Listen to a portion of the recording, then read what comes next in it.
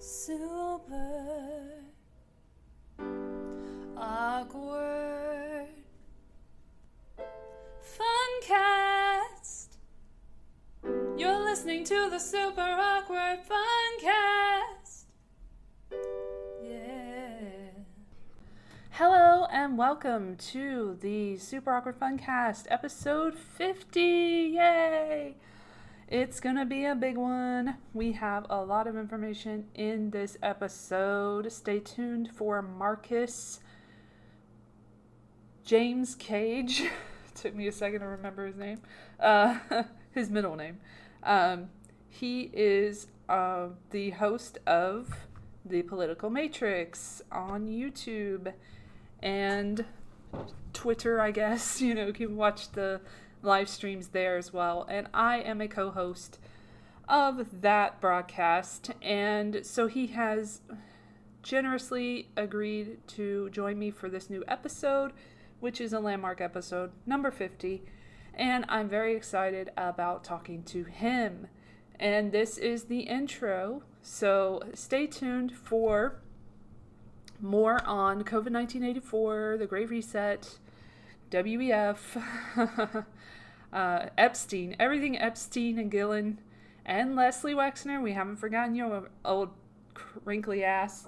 And, you know, all the rest of the bullshit that we have to sift through today for the new episode. Thank you so much for listening, and let's get on with the show.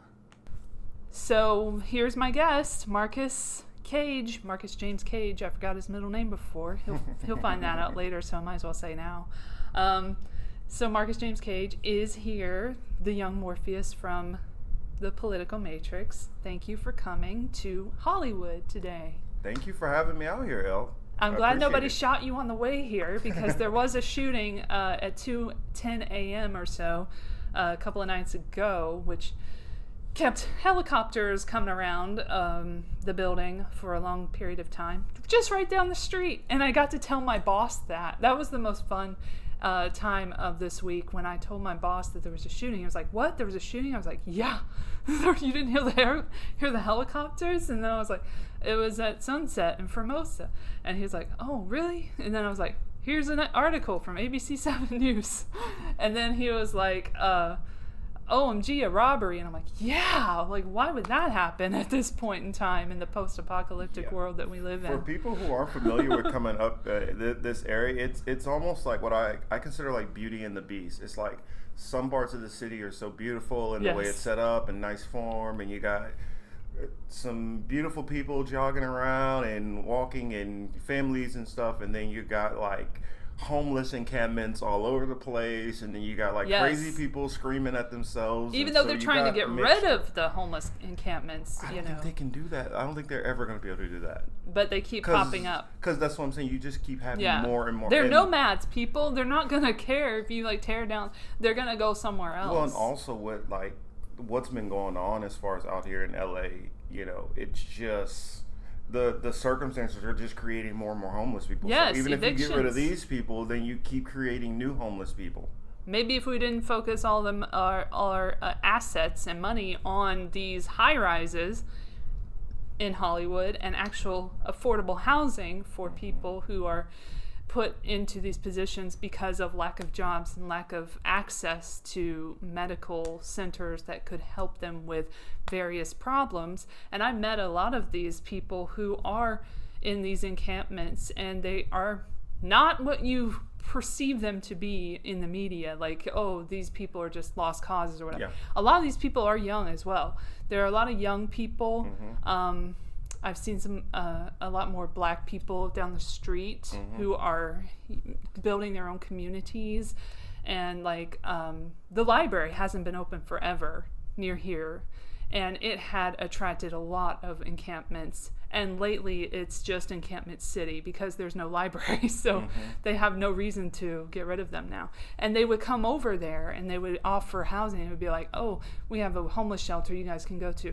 But the homeless shelter situation here is not very good, because it's a lot of concentration of people lot more risk of getting COVID and a lot more risk of getting sick not only entirely. Just COVID. Not even just sick from that, but yeah. I tried to explain this to somebody. They're like, well, some of these homeless people, they're like, they have an encampment like right across the street from the homeless shelter, and they're like, they don't understand that. And I'm like, do you realize some of the stuff that goes on there? It's awful. Robberies, assaults. It's very dangerous. It's a lot of stuff that comes I've heard. with that. So yeah. I mean, I've heard of the first time that ever hit my radar that even was a thing was when I was in New Orleans. And in New Orleans, a lot of the women in the Superdome and those after Hurricane Katrina were getting raped. Mm. And so we're not even getting into like the assault situations that definitely go on there. Mm-hmm. They definitely go on there. They go on in a lot of buildings, but like shelters are just not safe for people, especially people, let's be honest, who are not, mentally ill. They will be put in situations with people who they're not used to being around, and it'll be like a pressure cooker, and then things can go awry. Especially for the newly homeless, because a lot of people are thinking that all these homeless people are just, they've been on the streets for years and years and years, and they're all you have a lot of like newly homeless and families and young mothers, and it's very sad. And then you have people who they may be undocumented. And so somebody who has citizenship might feel like they can attack them without a recourse. So it's so much more nuanced than it's ever really thought about and talked about, which I plan on getting into that. Maybe me and Elle, we can probably team up and do that one of these times. But I was wanting to do like a documentary about this situation here, but then I was like, I feel like I would be exploiting the situation in a way. So it's like you can't really win. I can understand you want to give feeling, the information, but you don't want to do the exploitation. But if it's not done, then you have more people who push back from the angle of they just want to be homeless, or they're just all drug addicts, and if you don't have somebody to at least tell their story, I mean, granted, there's going to be people who are going to say that we would be exploiting them, but I want them to be able to have a voice. That's my goal in it. And I've talked to them, and it's so interesting because I've talked to them in certain situations, certain people, and I've had conversations, like all of a sudden they'll say something like about COVID 1984, and I'm like, yeah, exactly, Bill Gates, because they know what the fuck is going on. A lot of these people know what the fuck is going on. Even people who are not homeless, of course, you talk to them on the street and they'll be like, yeah, he's fucking weird. That's Klaus Schwab, one thing that I guess it's kind of a good segue into that, because in every city that I would go to, I would do what I call 24 hours in a city.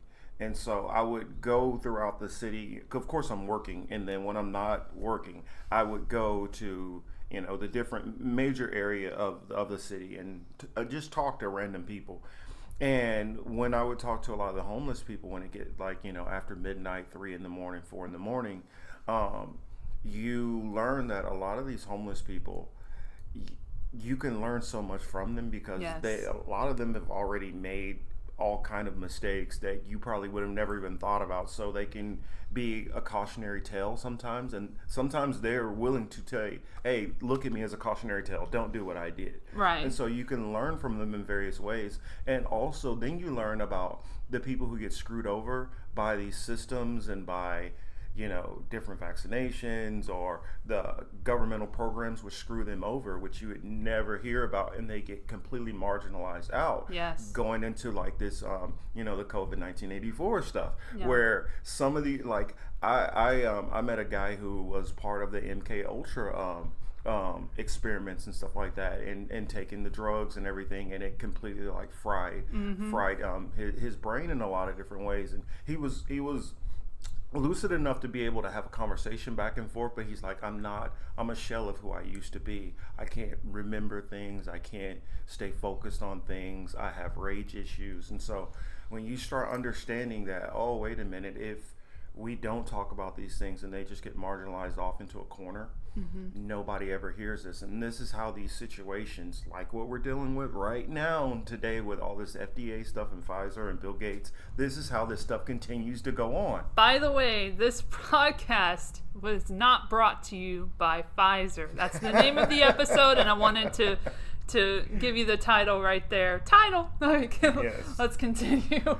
Yes. Only people I will ever advertise for are small businesses. So if you are a small business, I will definitely go to bat and support you. But Pfizer, can we curse on this one? I'm trying. Oh my gosh, we can do whatever the fuck we want. Okay, well, Pfizer, is uncensored, Bill. they can suck a big fat dick as far as I'm concerned. Oh my gosh, you should listen to the episode about Caligula, because my old.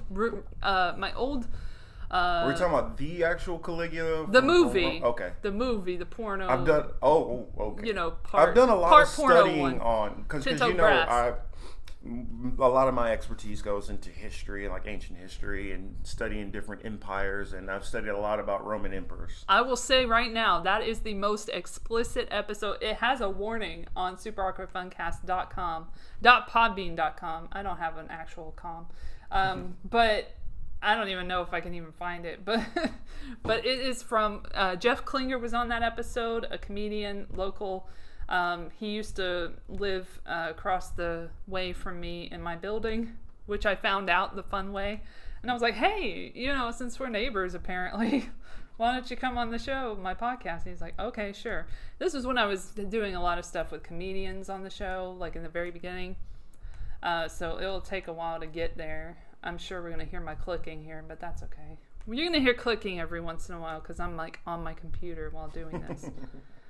Get over it. Oh yeah, we got to be careful. Remember Tokyo Shemp, whatever, he thinks we're all scripted. So. Oh, I was thinking, this was a stupid thought, but I was thinking like I do like a play every year usually for the podcast with the Super Awkward Funcast players, whoever the fuck that is. And last time I did an audio book basically of COVID-19, The Great Reset. And I was thinking we could bring it to the Matrix, but I don't know if we have enough people to do the Matrix movie script. So that would be a little difficult. Well, I would say our crew is expanding out, moment by moment. So, it might be possible. We'll see. It's taking so long to get to this episode. I'm glad we were padding the time here. I did a great episode of 12 Angry Men, like the reading of that. Mm-hmm. I think I played the guy who was really pissed off about his son, if I recall correctly. Okay, I really don't know. Which I guess I should be careful because the Tokyo Shemp, I don't want to give him too much ammunition because there was I'd rather not have his name on here. Growing up, I did actually want to be in movies and film and stuff like that. Not necessarily acting, but I've done a lot of writing, fictional writing, air quotes there, where I took actual real world events and kind of mixed them and changed the names of them and things like that. Like Quentin Tarantino. Yes. And so before I ever heard of him, just putting that out there. Yeah. But I used to do a lot of that, and then I've taken a couple of headshots, so I worry about knucklehead crazy people who would think that we're just some kind of. But I would think that would give him even more get him a little bit more annoyed because he'd see us doing the Matrix. He'd be like, they're using a script, but it's really obvious this time. I can't call attention to it. Because for those who don't know, a little behind the scenes with our show, The Political Matrix, I literally hit Elle, Chris, and Emmanuel up maybe a few hours before we start and hey, what stories you guys got? And then they're like, okay, we talk about this, and I start trying to put it all together, trying to figure out a title which can be provocative enough to get everybody's attention, not get us in too much trouble, and surmise majority of what we're going to talk about, even though it's hard to put every single story in there. But we literally are reacting kind of live for the most part. Elle is like a librarian. She's always studying. She's always researching. So Elle has a lot of these topics already, in her head. You guys could in one of those movie scenes, tie her to her chair and be tortured, and she could just drill this information off no matter what. But you can put a screenshot, by the way, on Twitter, and I will find that fucking thing that you put out there. I did that yesterday, and I put it in the group chat from this case that people were citing.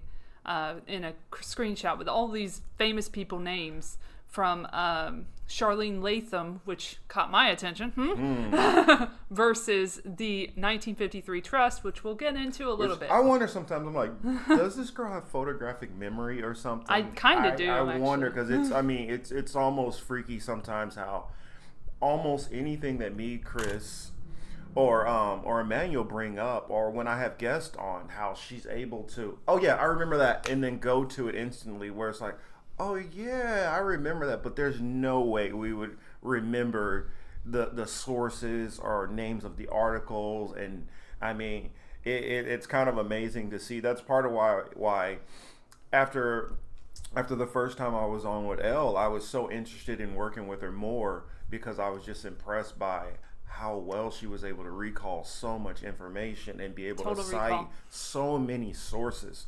Whereas you guys know, I'm kind of all over the place. I'm more the philosophical one. Also, I'm now getting more into archive.org. Shout out to archive.org. If they continue to be a good resource. I mean, not so much a good resource on video, in my opinion, whatever. But the articles I'm still able to get on there, which I appreciate, which I will link below in the show notes. You better go read them for yourself. If you don't believe anything I say, just go read it yourself and you'll see what the fuck I read on here. And so, Super Awkward Funcast episode 5 is the one with Caligula, and it says, this is the exciting episode where my special guest comedian neighbor Jeff Klinger speaks with me about Caligula, his hatred of the internet, bestiality, good or bad, and the meaning of this ridiculous world in which we live. Also, we debut a never before heard scene from my film Addled, which we don't want to talk about anymore, but it did happen. That was a thing that happened in the past, and just have a genuinely awkward fun time with each other, which is what this show was all about in the beginning, was hanging out with people who were funny. You had to be funny at the beginning. Now it's just not even a prerequisite, even for me. So now it's like Joe Rogan, really, because Joe Rogan started out funny, started out fun, blah blah blah, just shitting, hanging around with my friends and doing stupid show on the internet. And then eventually it got so serious that everyone in Fact Checkville has to go after his ass for every statement he says. Well, I feel like kind of the world has kind of done that, how things have just changed over the years. Everything's changed from everything has gotten more, it's gotten to a point where you can't ignore the major topics and headlines that are going on, because it's now touching everybody to some degree. And so, and if it's not touching you, it's touching somebody you know. So kind of like Epstein. It all just sorry. Good one. Or R. Kelly. But it's Let's go. Hey, get the golden showers out. Canceled. Yeah, I think he's actually canceled. I mean, some people aren't. Oh yeah, and that little noise that you guys hear, I'm sipping coffee, so if you wonder what that little pop it'd be noise better is. if he was sipping tea, right, guys? I'm not. But we got enough tea for everybody, so don't worry. Not much of a tea drinker, that. Well, I'll leave that to Ghislaine Maxwell. We'll get to her in just a second, but I wanted to circle back to the Matrix because, you were saying like you would make. You would do scripts or whatever, but you would put in reality situations. Believe it or not, I already see, like, it's kind of weird in my head. I kind of look at my co-hosts, and I look at it as co-captains, as all kind of versions of different characters within the Matrix. And so I see like little ties to each person. Maybe tenuous ties, but I do see like little reminders of like, okay, this person reminds me of this person. So if we were actually formulating our own like alternate Matrix, like, format, each person has their different avatars. Of course, I would be Morpheus, but and in the play, you would also be Morpheus. Yes, but like for instance, I'll give you one example. Emmanuel kind of reminds me of Mouse, where he's kind of quiet. When he says something, it is impactful, and it's the same thing with Emmanuel. Emmanuel, he might not say a whole lot all the time, but when he says something, he can say so much with saying so little. Yeah. And that's one of the things I love about Emmanuel. Also, he kind of reminds me a little bit of Neo's character in the beginning, how he's a little bit more kind of naive going into things, and as he goes further and further, he kind of builds and grows and kind of comes out of his shell. And that's how it was like with Emmanuel when we first started on my other panel that I used to have. And Emmanuel, I've watched him like grow over the almost 2 years that I've been working with him. So that's kind of the tie. I kind of see Elle, believe it or not, I haven't told her this, but the character like Switch in the movie, where Switch is like straight about the business. She's the one, like, if you guys don't remember, the blonde-haired one who pulls the gun on Neo in the back of the car. She's like, just get to it. And she's like ready to, like, hey, either he's with the program or blow him away. And I'm not saying Elle is that cutthroat, but I'm saying Switch was all about business the whole time. You never saw her break frame, and that's how I see Elle. Elle is like about these articles and about these topics. Elle is straight business, and so that's what she kind of reminds me of. Chris, I'm still trying to figure out. Chris kind of reminds me a little bit of a character in the next film, not the original one. I don't know if you guys remember when Roy Jones, his character, was on there. He played a captain of another ship, and he was like, well, Morpheus, I'll hang out here, piss off Locke just to see, what happens. And it's kind of with Morpheus, and he rocks with him, but he's doing his own thing at the same time, and he has his own kind of, that's how I kind of see us at this point. So we all have, I see a little bit of ties to different characters in different ways. Okay, on that note, I was going to say that The Matrix came out in 99, but it was in production for a little bit of time before that, as we know. Yeah. And I had been working on a screenplay, because I had worked, since I was like 4 or something, I had been writing scripts, or not like scripts, but like short stories and stuff. And then eventually at 8, started writing screenplays, as you do. And I had like dare officer that would take me out of class every once in a while, and we'd just go play. I would just play on the computer, and that would be like my mentorship time. And she taught me, like, I said I like to write screenplays, and she's like, oh, you're a screenwriter. I'm like, oh, I never heard that before. That's what I am. Okay. So then I was like, yes, I'm a screenwriter for the rest of my life. And then, and so I wrote a script for a movie that never happened called Dream World, which you can figure out was about breaking people out of reality. That almost sounds like metaverse, the manufactured kind of reality kind of, yes, that they are stuck in, and realizing that they are in a dream. Everybody's in a dream. You got to wake up or the apocalypse is coming. So, and there's a harbinger. Like, there's this chick who's chosen, and she's given the task of waking everybody up. Interesting. And that's part of why I took on like the name, why I took on the name Young Morpheus, because I look at most of us, well, not most of us, but a lot of other people, they're in a dream world. Yes. And me and my team, we're doing our best to try to bring you guys out of that dream world. And like, maybe I might do it from a philosophical angle. Elle, she brings to you with the data, and the information and the stats and the sites. Chris, I feel like, tries to reason a little bit with you, and I feel Emmanuel is that genuine, real, kind of innocent person where I feel like he lends the most dogs credibility. Agree. I know. The dog's tired of me. Who let the dogs out? Oh, well, we're bringing up Mitt Romney now. That is not an original song from Baha Men, guys. You look it up. Well, but you learn so much. even The Matrix, it's not necessarily settled that the Wachowski sisters now, or just say Wachowskis. Yeah, that's better. Wachowskis. That's what I wanted to call them in the first place, but they're like Wachowski brothers. I'm like, okay, your choice, and now you can't change it.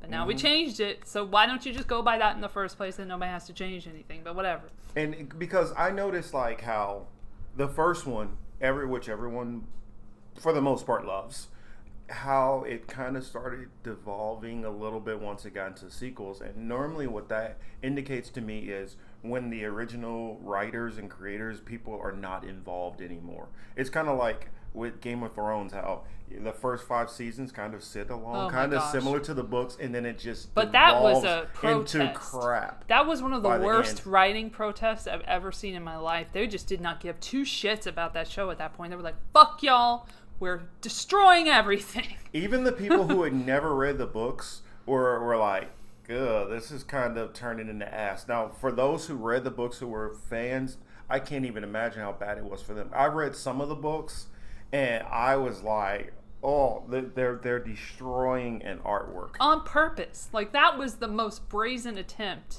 at saying fuck you to everything. And then they went on and just carried on and started destroying other shit, because they did the same thing with Star Wars. And why do they have jobs? I have no love for those people. Once you see, that's my thing, is you can do your job. And I have always been somebody who, no matter how shitty I think my job is, I'm going to do it to the best of my ability until it's over. I've always done that. I don't like that you can just be like, well, fuck you, and just write stupid shit and then still have a career afterwards. You should get punished for that shit. Well, my thing is, there's no shortage of other studios and other projects that are coming up to work on. If you were tired of this project, have some pass balls. It off to somebody else who still has that love for it, and let them take up the torch and move on to your other thing. You don't have to burn it down on the way out. And then the fucking Starbucks cup or whatever the cup was, like the coffee cup in the fucking episode. Like, what are you doing? Oh yeah. What are you fucking doing right now? Yeah, whatever it was, because I guess they apparently don't have Starbucks where some cup wherever they were, but it looked very similar. That's why I don't want to say 100%. Yeah, we know. Who knows what the hell it was? But anyway, but for all we know, they could have actually had Starbucks on set, because when you get big budgeted like that, you do cater out and do those kind of things like that. For those who don't know some of the stuff behind the scenes, but you might have somebody on set who gets that, like, I'm not working unless I have my venti cappuccino. I guess it's better than seeing someone's cell phone, I guess. I mean, sort of, but still, like, even the continuity person. But then they had the thing with the water bottles too. So, I mean, it's embarrassing. And that's at that point. That's when the editing crew needs to all be just like brought into a room. I think they didn't give a shit anymore. Baby powder on the hand and just start slapping people.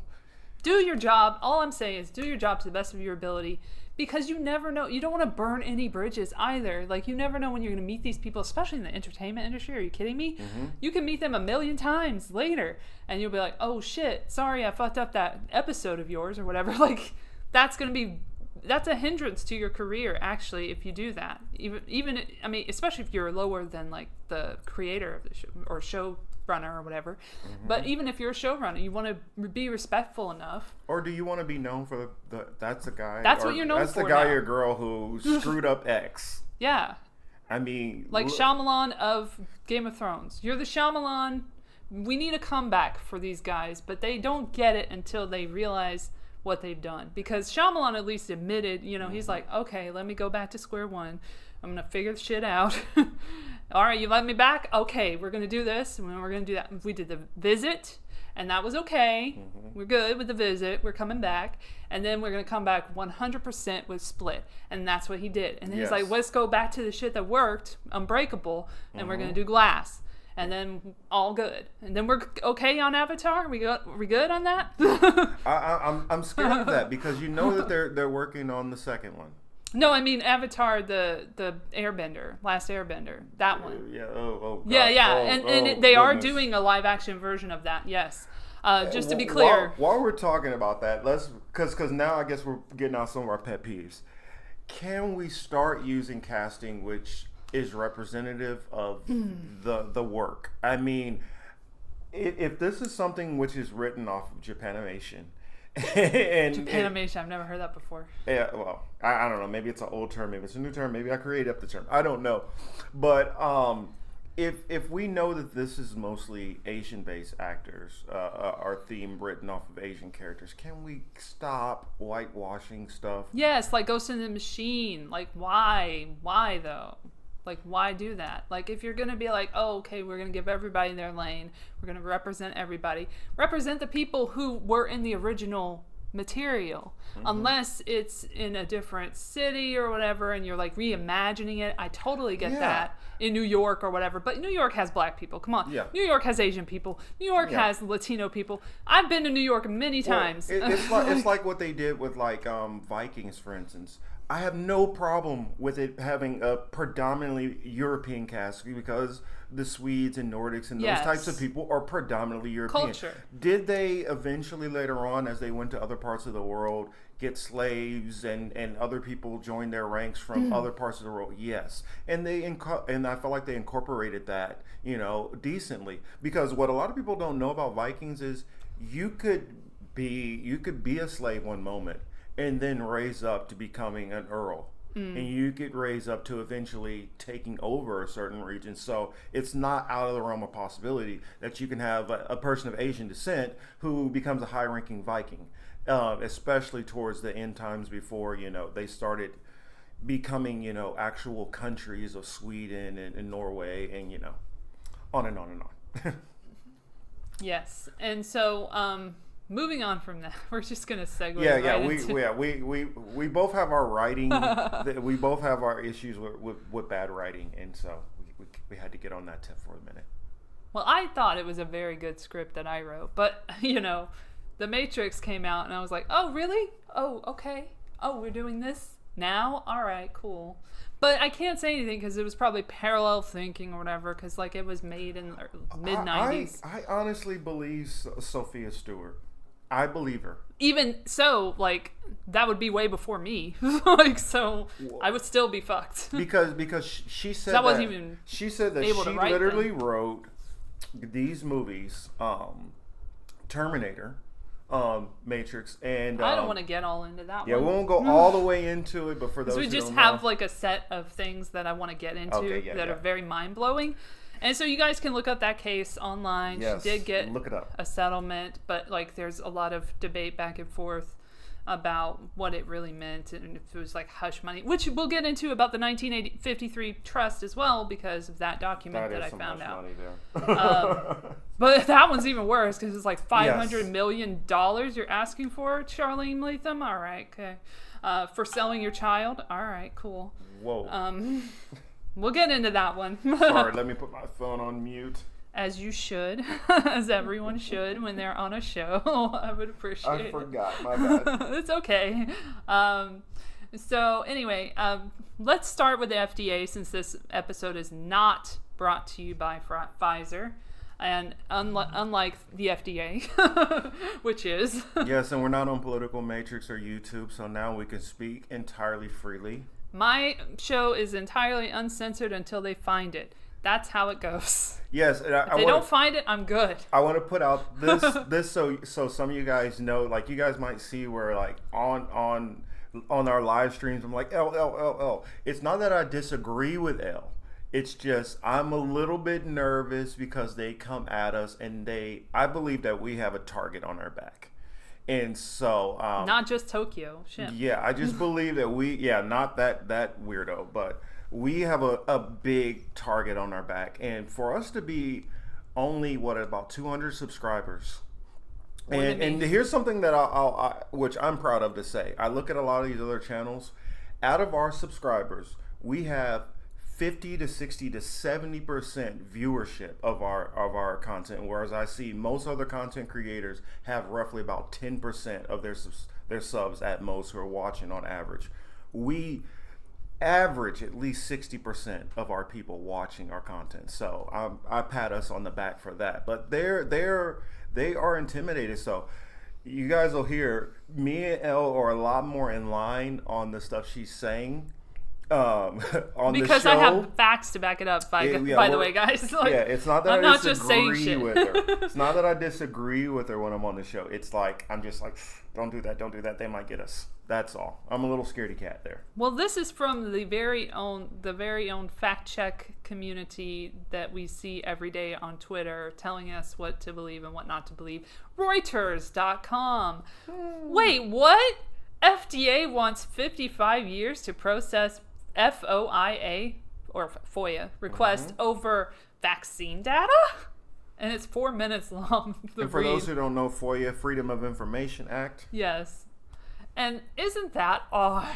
November 18th, 2021. This is making the rounds right now. I'm sure Reuters will come out and be like, hey, wait a second. We weren't saying anything bad about the FDA. Of course, they got to put all their disclaimers out. Totally okay with the FDA. Don't hate us.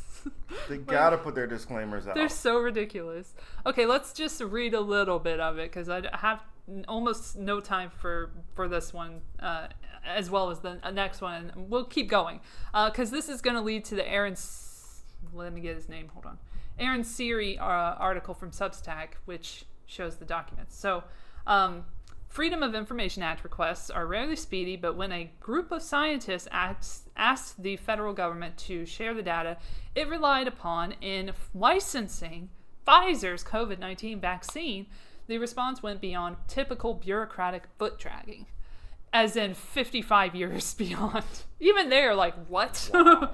I love that they're even like, okay, now this is too far. What is like the JFK documents or something? Yes. That's how long the Food and Drug Administration in court papers this week proposes it should be given to review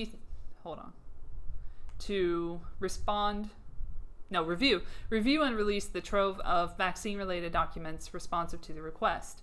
It is, if a federal judge in Texas agrees, plaintiffs, public health, and medical professionals for transparency can expect to see the full record in 2076, if they're still alive. Yeah. The 1967 FOIA law requires federal agencies to respond to information requests within 20 business days. However, the time it takes to actually get the documents will vary depending on the complexity of the request and any backlog of requests already pending at the agency, according to their FOIA website, the government's FOIA website. And then it says, Justice Department lawyers representing the FDA note in court papers that the plaintiffs are seeking a huge amount of vaccine-related material, about 329,000 pages. The plaintiffs, a group of more than 30 professors and scientists from universities including Yale, Harvard, UCLA, and Brown, filed suit in September in the U.S. District Court for the Northern District of Texas, seeking expedited access to the records. They say that releasing the information could help reassure vaccine skeptics that the shot is indeed safe and effective, and thus increase confidence in the Pfizer vaccine. But the FDA can't simply turn the documents over wholesale. The records must be reviewed to redact confidential business and trade secret information of Pfizer or BioNTech, and personal privacy information of patients who participated in clinical trials, wrote DOJ lawyers in a joint status report filed Monday.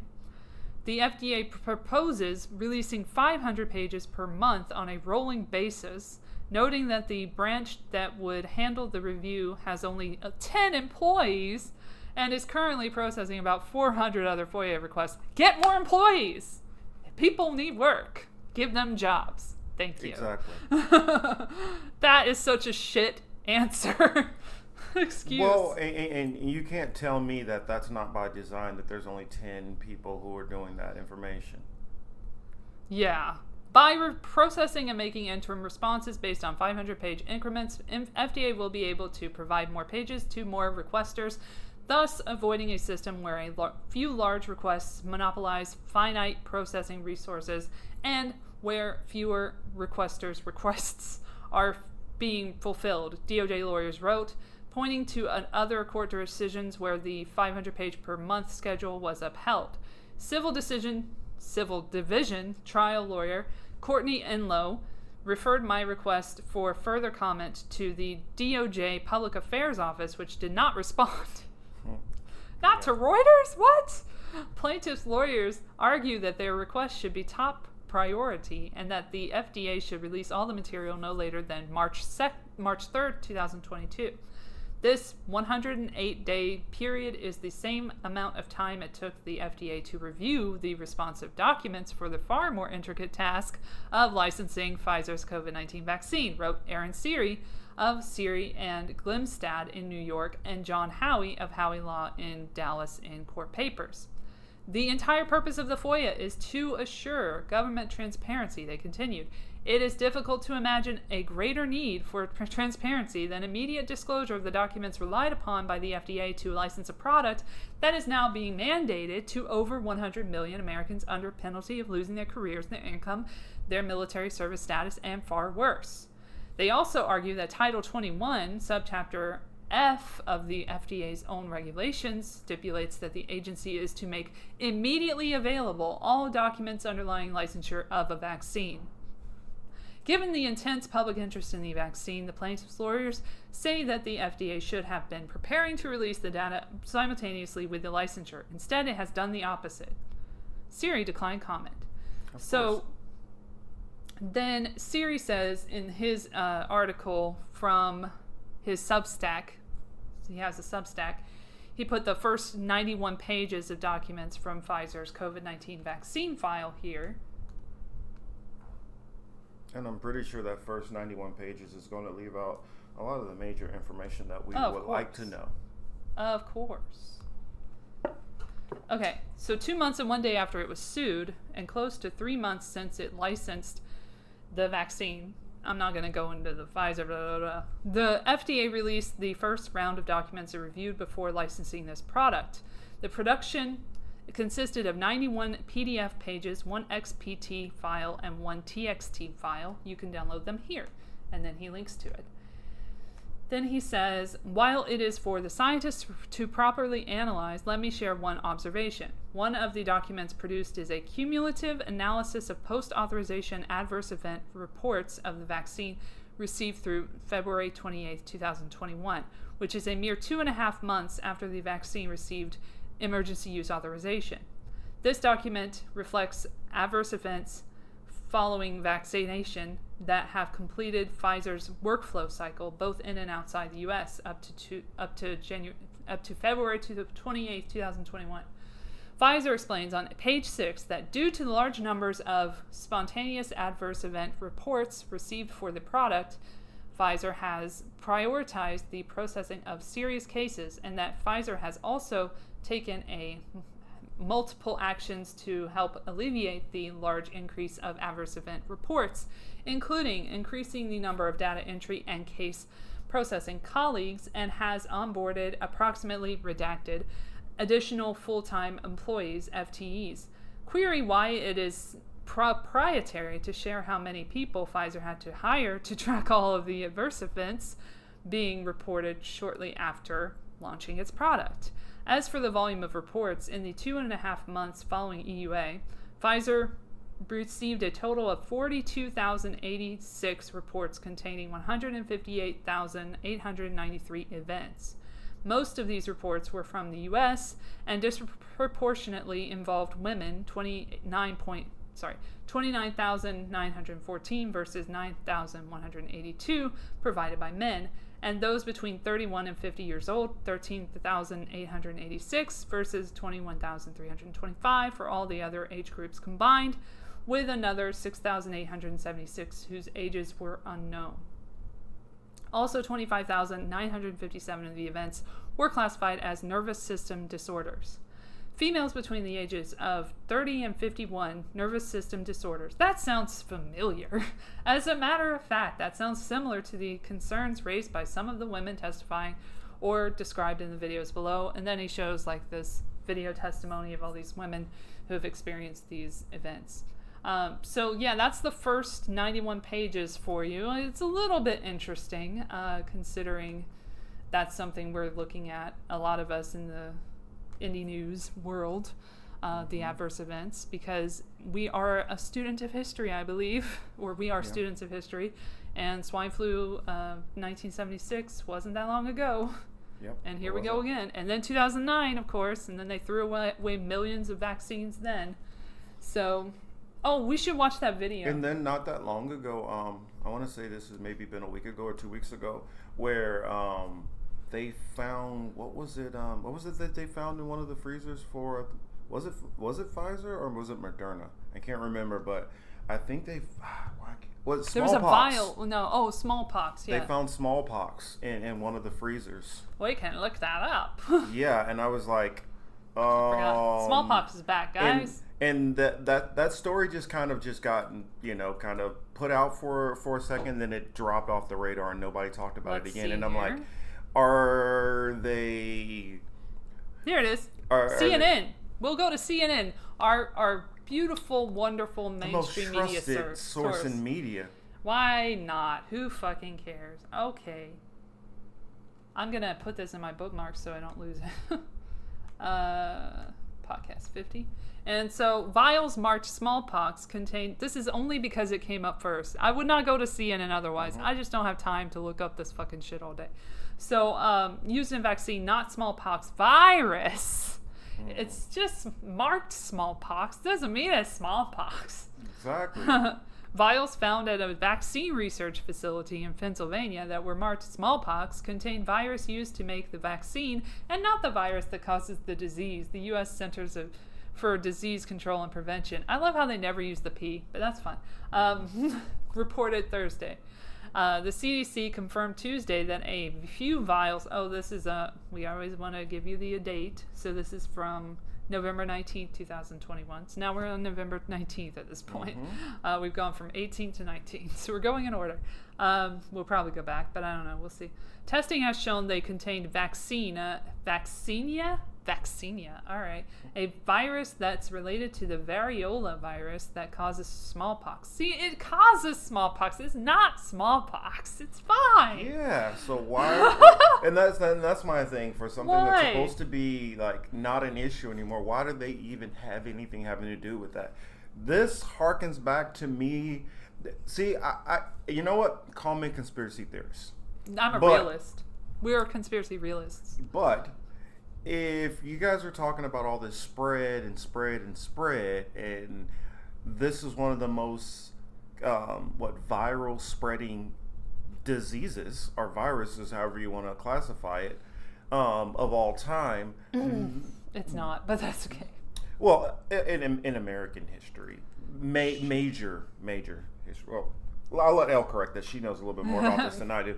But this has been something that's been known to be kind of that it spreads, and so smallpox. Yes, smallpox. Yes, smallpox. I forgot what we were talking about. And so as far as smallpox and them having and you see the caseload start slowing down on COVID, and then we know about gain of function research. Yes. Is it a possibility they could be trying to figure out about? I don't know. Maybe that's linking to some of this spreading more and more and keeping something that was starting to die off to continue to keep spreading. Well, they want to keep all these viruses, and that should make you wonder that they want to keep measles, and they want to keep Ebola, and they want to keep all of these viruses.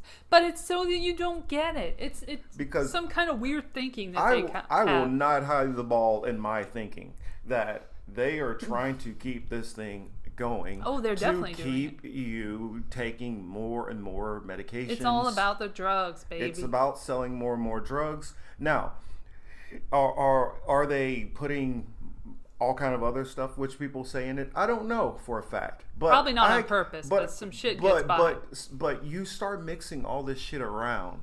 Who knows what the hell kind of cocktails that's going to, go into. Now, if somebody told me that they are intentionally trying to sterilize people, I would not at all bat an eye at that, because I've known that the ruling elite, that's something that that's been one of their goals for the longest. They do that with cans. Like, there's so many microplastics and stuff that, like, these boys are getting exposed to. I saw this whole, documentary about it. It was so interesting. And I hadn't known about this problem. But, there are things that these boys are exposed to that is making it hard for them to have children later in life. So it's interesting to see. And I remember I guess I consider this schoolyard rumor, but I remember everybody used to say, "Oh, don't drink Mountain Dew because the yellow dye 5 or whatever limits your sperm count." And I would hear different things like that. And also the same thing about a lot of these energy drinks, whether it's Red Bull or, whatever. And I would hear these different things and I'm like, yeah, whatever. I don't know any better, whatever. And ignore it. But now knowing how a lot of these people think, when I hear Elle can throw out the name, which person it was, which royal member it was, who said if he could die and come back as anything, he'd come back as a virus to kill off. Oh yeah. Prince Philip. Yes. Yeah. Yeah, Prince. That's Philip. all I know about him. And that's what he wanted to do. That chemical and physical changes of metal plastics during sterilization, right there. Yeah, I guess I'll let Elle. I jumped ahead. I'll let Elle read. But I've known that the elites have been worried about population, and you hear them talk about it over and over and over. And my mom always used to say, when somebody tells you who they are, believe them. Yes. You can't just say, oh well. And I think a lot of us want to be in the nature of saying, well, I think people just have them misunderstood and this and that. And you got to get out of the mindset of, I wouldn't do this and the people I know wouldn't do this. We are not them. No. These are some people who think in a whole nother mentality. If you guys have seen Squid Games, whatever, then no spoilers. Think about. I'm not gonna spoil it, but let's just think about Just say that. I'm not gonna spoil more. it. I'm not spoiling anything, but for you to even come up with a game like that, your mind has to be wired in a whole different manner. My mindset is, if I had a bunch of money, yes, I would say, okay, well, if you have a good idea, then here, I'll give you money, I'll help you this and that.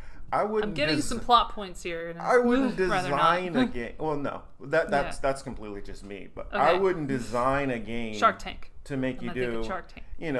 That would affect you in a negative light to get money. Well, I just found this by looking up microplastics and sterilization. ScienceDirect.com has an article. See if you understand it. I know it's like scientist language, but see if you understand, guys. Wastewater treatment plants are known to release microplastics that have been detected in aquatic and terrestrial organisms constituting part of the human diet. Chlorination of wastewater-borne microplastics was hypothesized to induce chemical and physical changes detectable by Raman spectroscopy, it's fun, and differential scanning calorimetry. I do not know if I spelled that right. Said that right. Calorimetry. That's as good as it's going to get. DSC. Let's call it DSC. That's what they call it.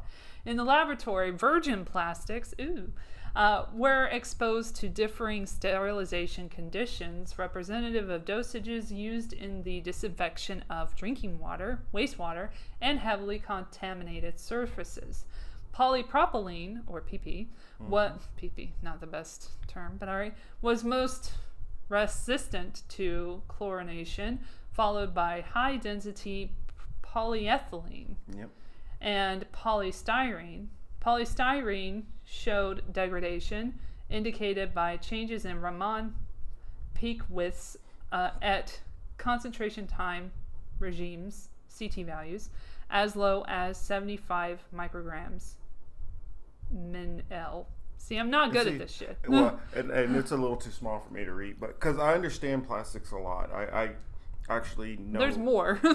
I just want to get to the point. I understand this a lot, what they're saying here. Whereas HDPE, or polyethylene, and PP remained unaltered even at chlorine doses characteristic of wastewater disinfection, 150 mg MINL.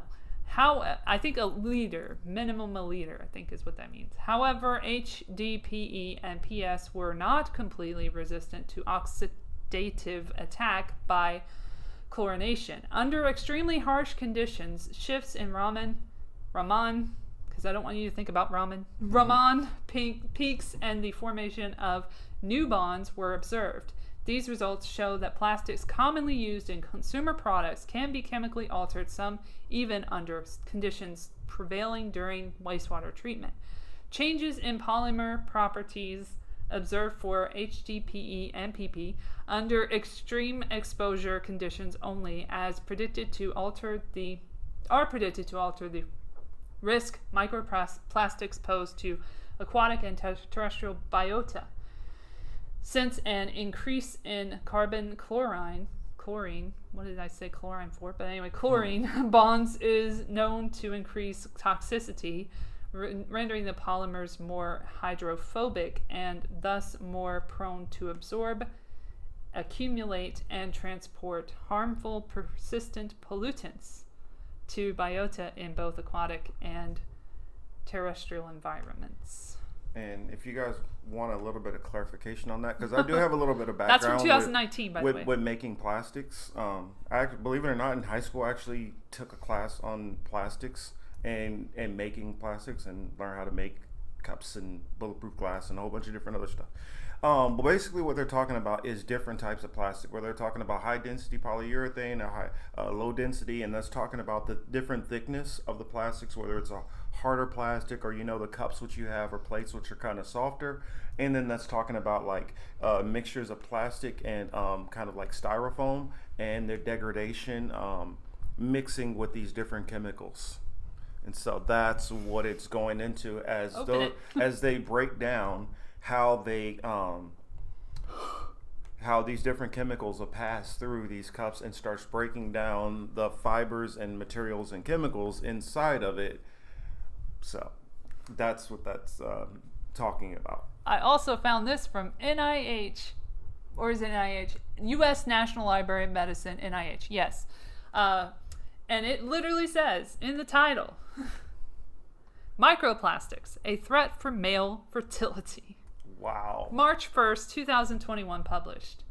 So even they admit that is an issue. And I've seen like articles recently on Twitter about microplastics being in almost everything that babies consume. Yeah. So that's interesting. Now, it says much of the planet is swimming in discarded plastic, which is harming animal and possibly human health. Once at sea, sunlight, wind, and wave action break down plastic waste into small particles. The microplastics. Currently, a particular attention has been drawn to their effects on aquatic environments, but the health risks, especially in mammals, are poorly known. These non-biodegradable materials can act as a vector for environmental pollutants, can be ingested by humans in food and water, and can enter and accumulate in human tissues with a possible risk for health. Recent studies revealed the deleterious effects of MP's exposure in male reproduction and sperm quality, making them a potential hazard to reproductive success. This manuscript summarizes the main changes in sperm quality along the lifespan and the upcoming studies on the effects of MPs in male fertility in mammals. So I will share that in the links in the show notes, so you guys can read that at your leisure and read up more on microplastics and just be aware of what they're doing. They're doing this shit on purpose. They're not just gonna let that happen. They and know then that, study it. and they know that. And the corporations. Even if you feel like, you know what? Well, I'll just try to avoid that by only using glass, which you can't get away from it, because even through your drinking water and shower water and all those stuff like that, it's now they've converted from using a lot more different types of metals into using a lot more PVC and pipes, and so you're still running into that same degradation process. Another thing is, if you're buying different soft drinks and stuff like that from the store, they're being packaged in these same types of materials where this breakdown is happening. Why do you think it is that they're always talking about the environment and save the environment and being conscious of recycling and all that, but you still can buy shit in plastic anywhere? You think they would have figured that out when they were figuring out the bag thing? You think they would have figured it out? And the straw thing is a straw man. Well, yeah, I mean, the straw thing is ridiculous. I look at it like this: if you guys feel like that's such an issue, then why don't you start making metal straws and then say, okay, well, with your meal, then charge you this much for your straw, and then people could bring their own straws. But instead, they're going to give you some kind of paper, which is a cheap. It's gross. It's gross, and a lot of times that breaks down also. It does. Do you know where that recycled paper necessarily came from, or if it doesn't have hazards on? It came from your butt. It probably came from your butt. Somebody's butt. More than likely. Like I remember when I was working, because I've worked a gazillion jobs, a bunch of different places, and I worked at Lowe's for a while. And when I worked Quit bragging. When I worked in the lawn care area, well, I guess the garden. It was this stuff called Milorganite. Sounds like a club, the garden. There's this stuff called Milorganite. Milorganite is good for getting your lawn very green and all that. But if you read, it literally says that it's made from human waste. Ew. Yes. But that's what they want to do. Remember the wastewater that was filtered that Bill Gates was trying to shill to us, Mm-hmm. and we were like, well, we're not going to go that far. We'll take the vaccines, but no, we're not going to. Well, they figure if we don't get you from that way, then we'll try to get you another way, by hook or by crook. And so, like, especially a story which I was very passionate about with Bayer and Monsanto, especially in Puerto Rico, because a lot of people down there, I mean, you'd be blown away at the cancer rates for people who are 30 and 40 years old. And that's just because of the products that they're spraying into the grounds. And so they're trying to get us through the pesticides and insecticides. They're trying to get us through the breakdown in the plastics into our drinking water and foods and our beverages. They'll get us whenever they can get us, however they can get us. And then that's not even even going. And going. we'll say, please give me more. That's not even factoring in the stuff which is being sprayed into our atmosphere. I mean, there's so many different ways which they're coming at us from. Yes, exactly. Going back to them, the people at the top who are running the show, who are running the COVID 1984 episodes that we're in Europe right now, you guys might be aware that a lot of lockdowns are happening now in the Czech Republic. They're having some restrictions come back, but in the UK and Austria. Yes, of course. And in the UK, there happens to be an exit plan that was leaked from these documents, 160 pages of Operation Rampdown, which is very interesting. So I will read you the article. I did like a preview of this, so hopefully I won't fuck up any of this paragraph. COVID exit plan detailing end of self-isolation and mass testing, 160-page doc leaked. This one is from not so recent, November 14th, but it just came up in like a thread that I was on Twitter. See, Twitter is good for some things. I get a lot of information from Twitter, even if it's just like these little links, and I'm like, oh, let me check that out. I might talk about that on my show. And then I end up doing it. Express.co.uk. So it's Express. So it's not like Daily Mail or anything. So y'all know it's like as legit as you can see a mainstream media source. The government is planning on winding down its COVID response as part of an exit strategy codenamed Operation Rampdown. Did anyone tell the puppet in charge? I already forgot his fucking name. Biden. No, the other puppet. Oh my gosh. Oh, you're talking about Johnson. the UK? Oh. Johnson. Yeah, Boris. Board Johnson. Anyway, self-isolation and mass testing are among the measures that could be scrapped early next year, according to documents seen by the Mail on Sunday.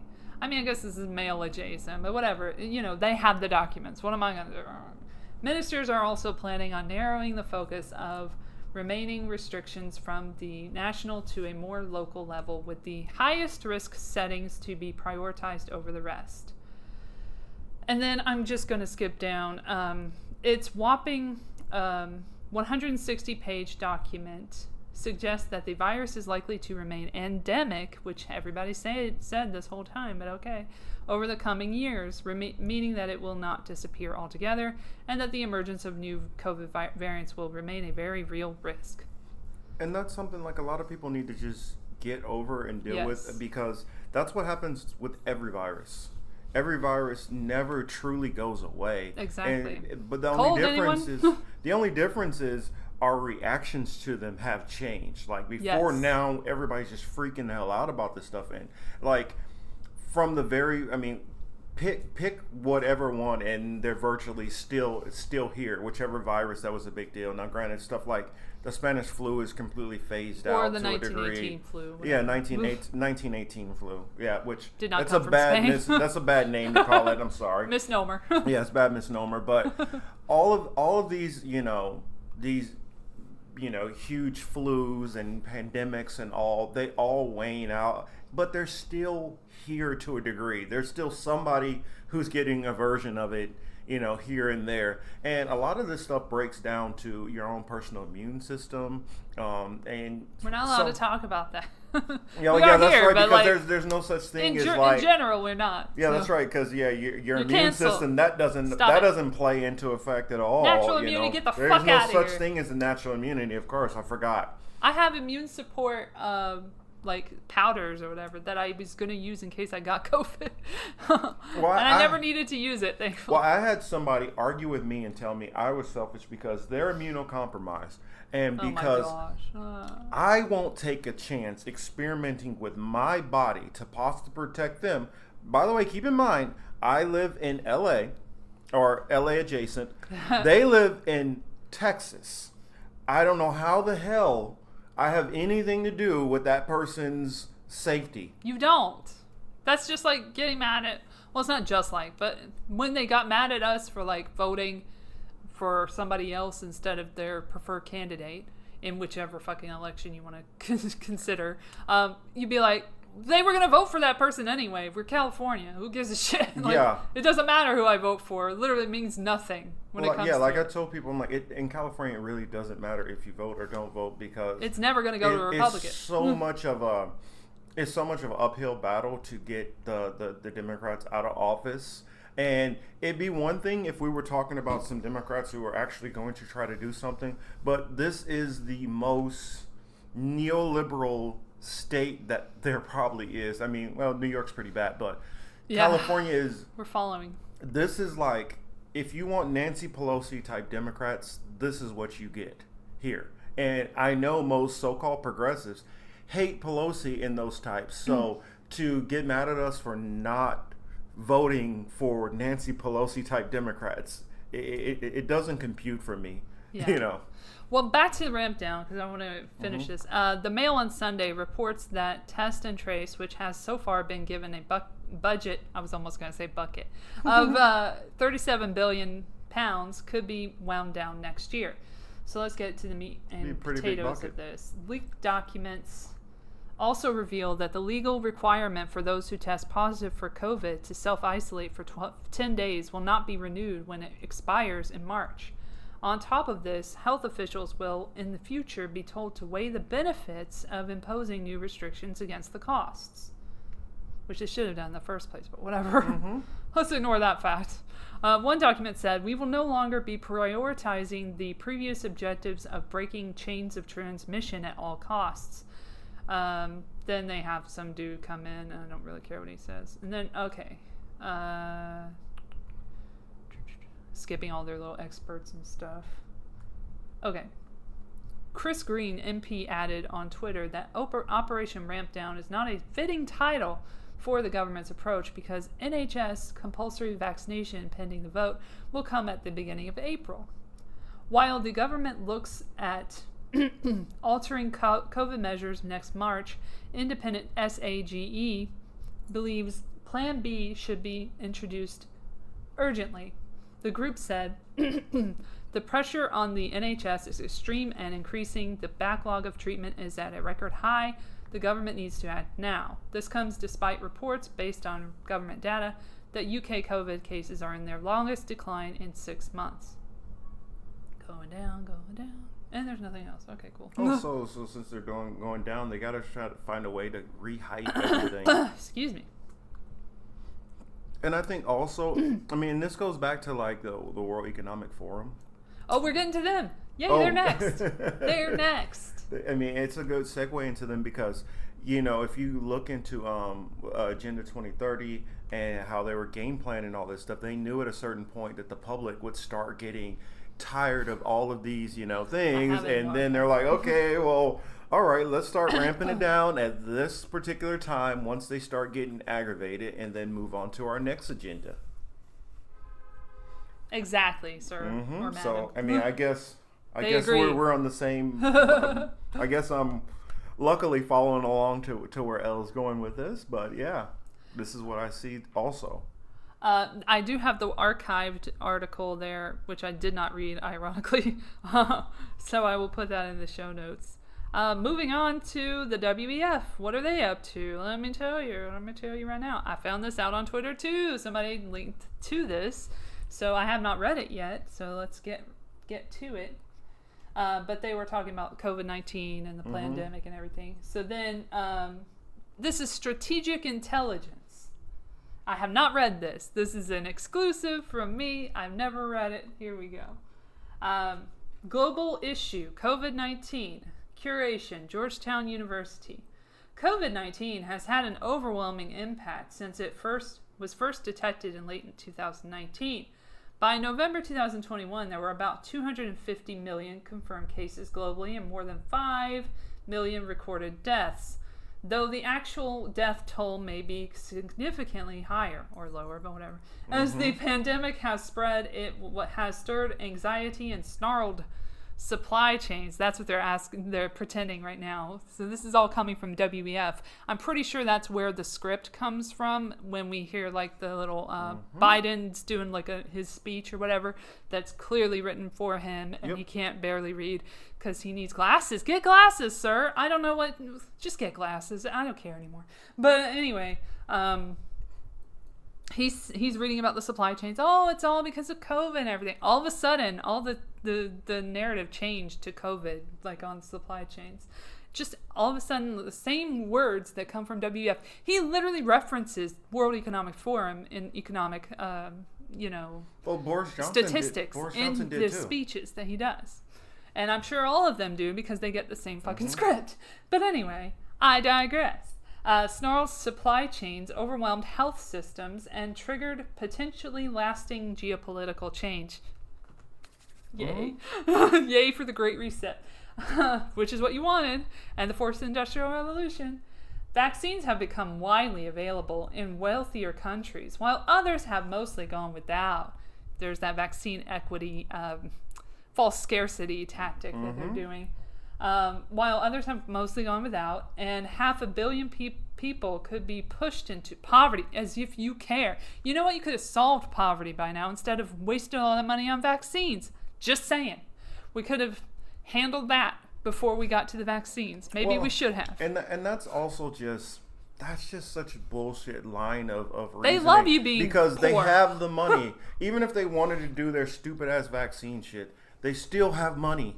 They still could be taking care of poverty, but they shut down a lot of people's businesses, and that led to poverty, actual poverty. They create the problem, then they provide the solution, and then they say, okay, you guys get to react now, and then chaos ensues. Yeah, this is like the fire departments back in the early 1900s when they used to go and literally set the fires to go put them out. They are literally setting the fires, and we aren't able to put them out, so they get to put them out themselves, and then add a little fuel while they're at it. So anyway, could be pushed into poverty as a result of the crisis. I almost want to do it as Klaus Schwab. Around the world, desperate efforts are underway to fully contain what has become a profoundly disruptive outbreak. I'm just giving him a weird accent now. This briefing is based on the views of a wide range of experts from the World Economic Forum's expert network. Don't you feel so comfortable having an expert network from the World Economic Forum? And is curated in partnership with Rebecca Katz, Director, Center for Global Health, Science and Security, Elle Graydon, Associate Professor Adjunct, the best, Alexandra Phelan, Assistant Professor, and Colin. Oh shit. Oh, read less. I accidentally pressed read less instead. Okay. Colin Carlson, Assistant Research Professor at Georgetown University.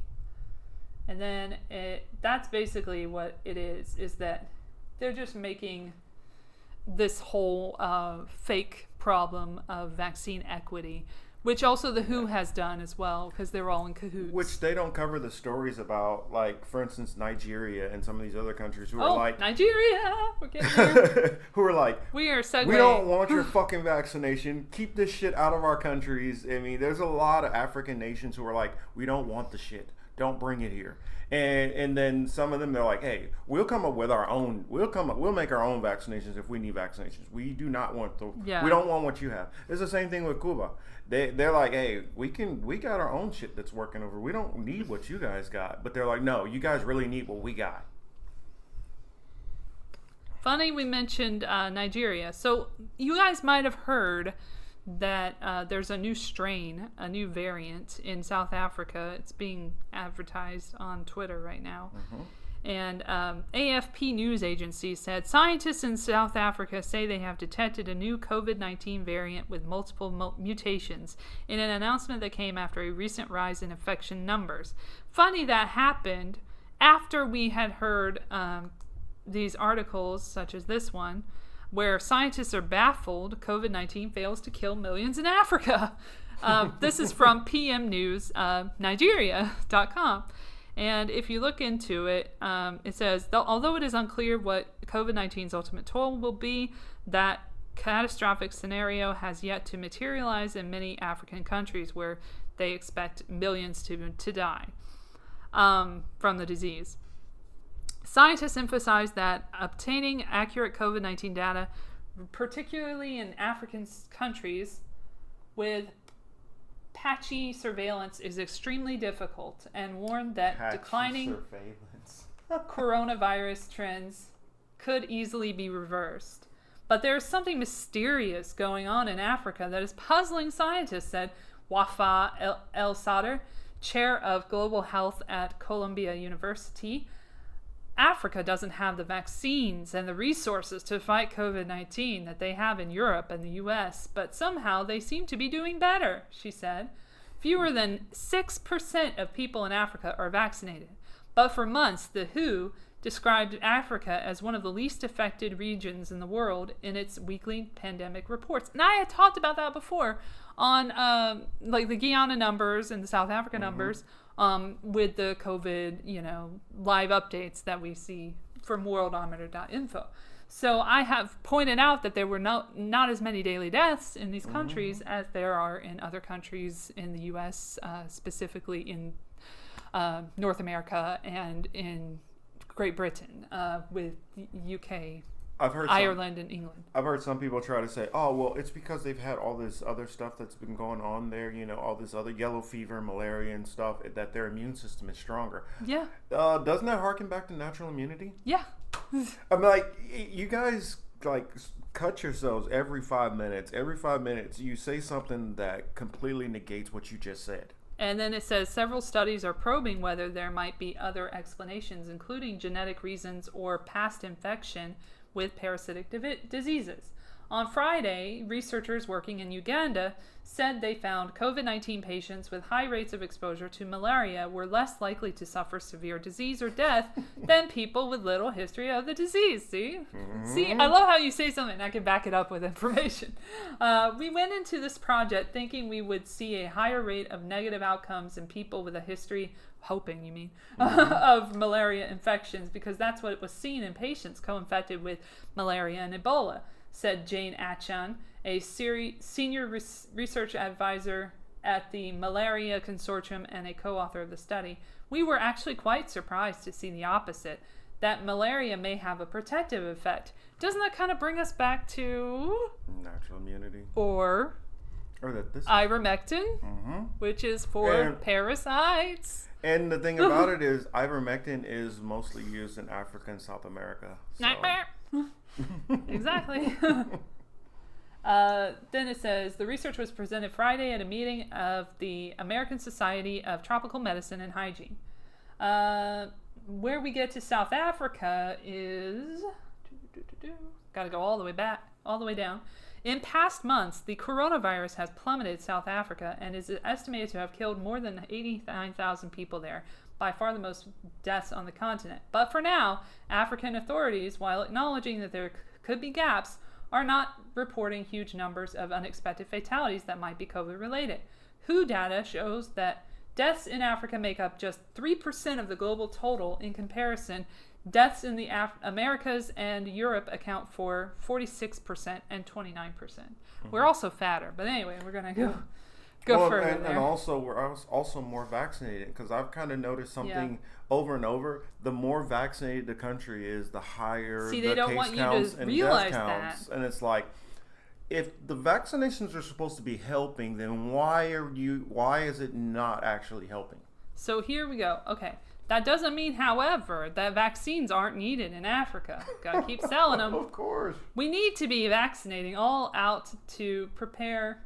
We need to be vaccinating all out to prepare for the next wave. Oh yeah, there's always a next wave. When's the 6th wave? I'm waiting for it. And here's my thing. They keep talking about all these different variants. Why aren't the symptoms any different?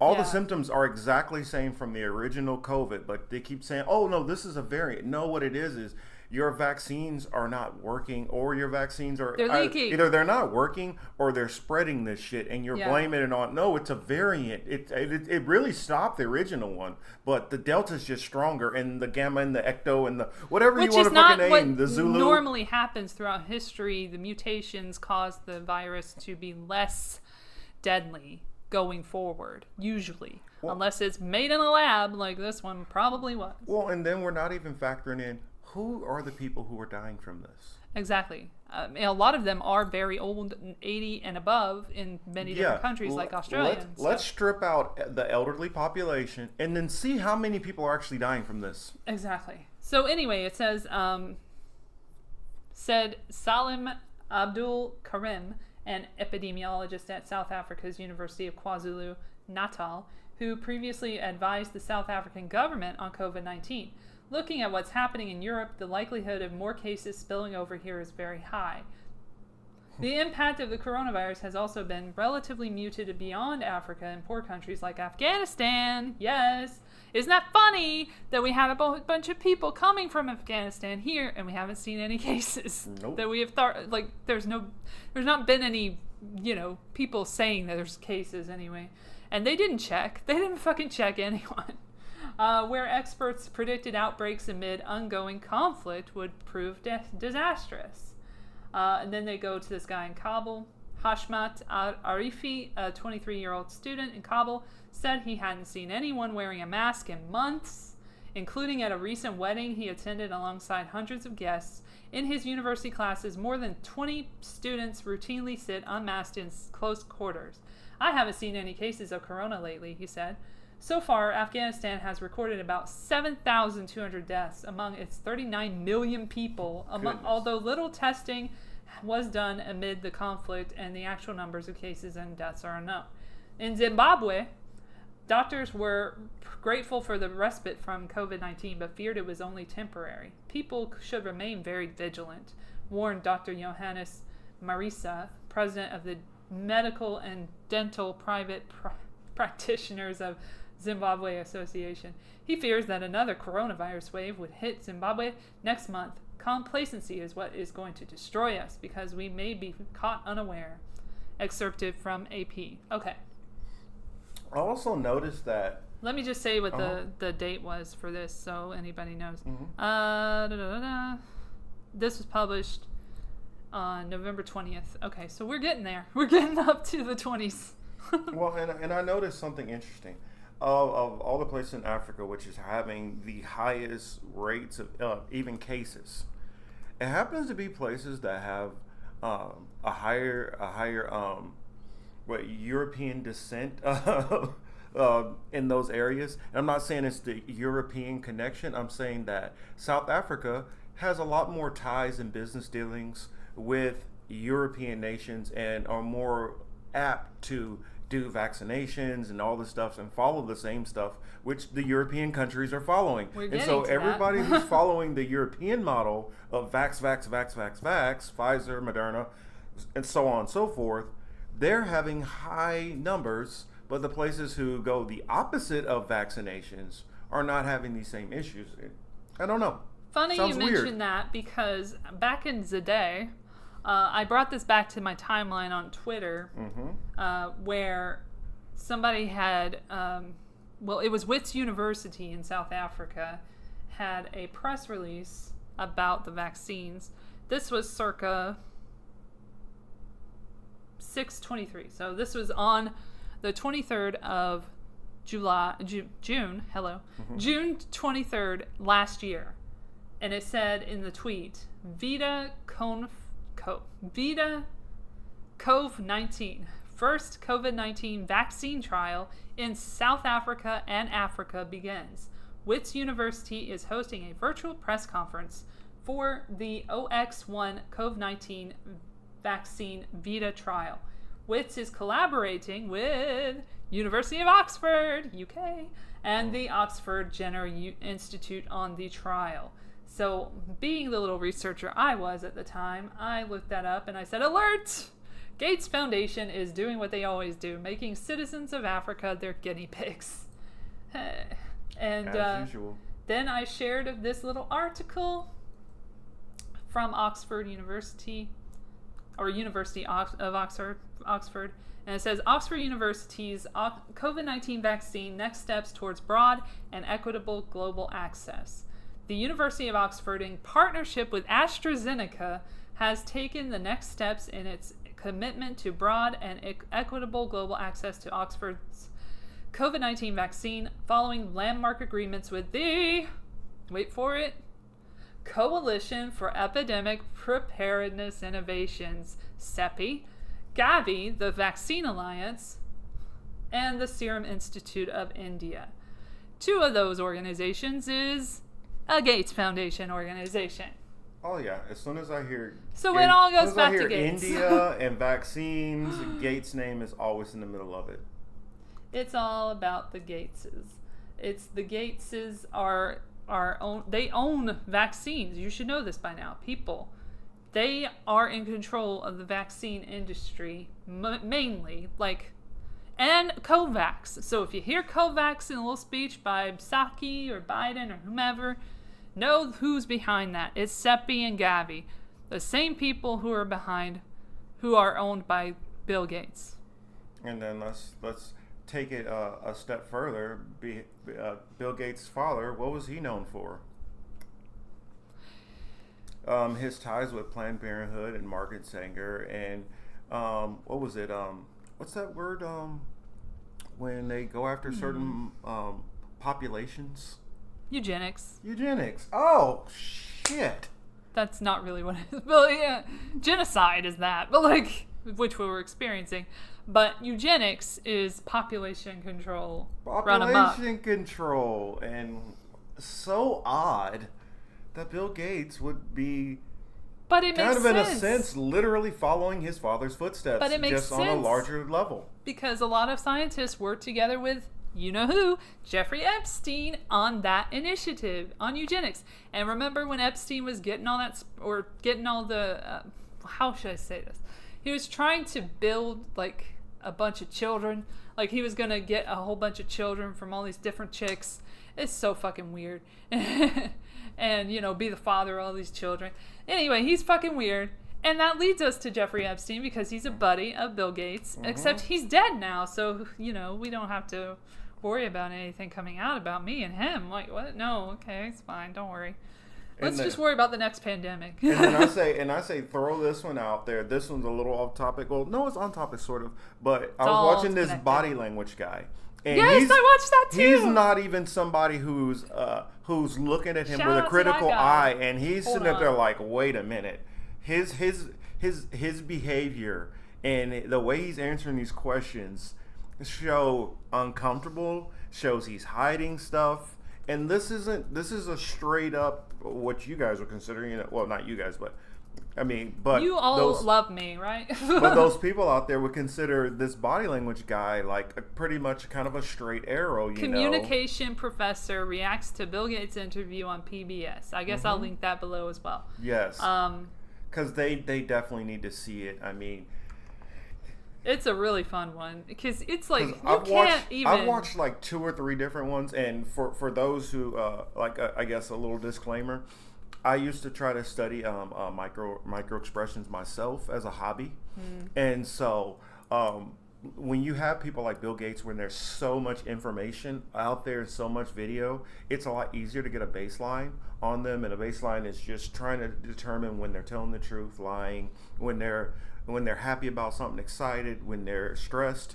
And so somebody like him, when there's so much out there, it's a lot easier to see the tells.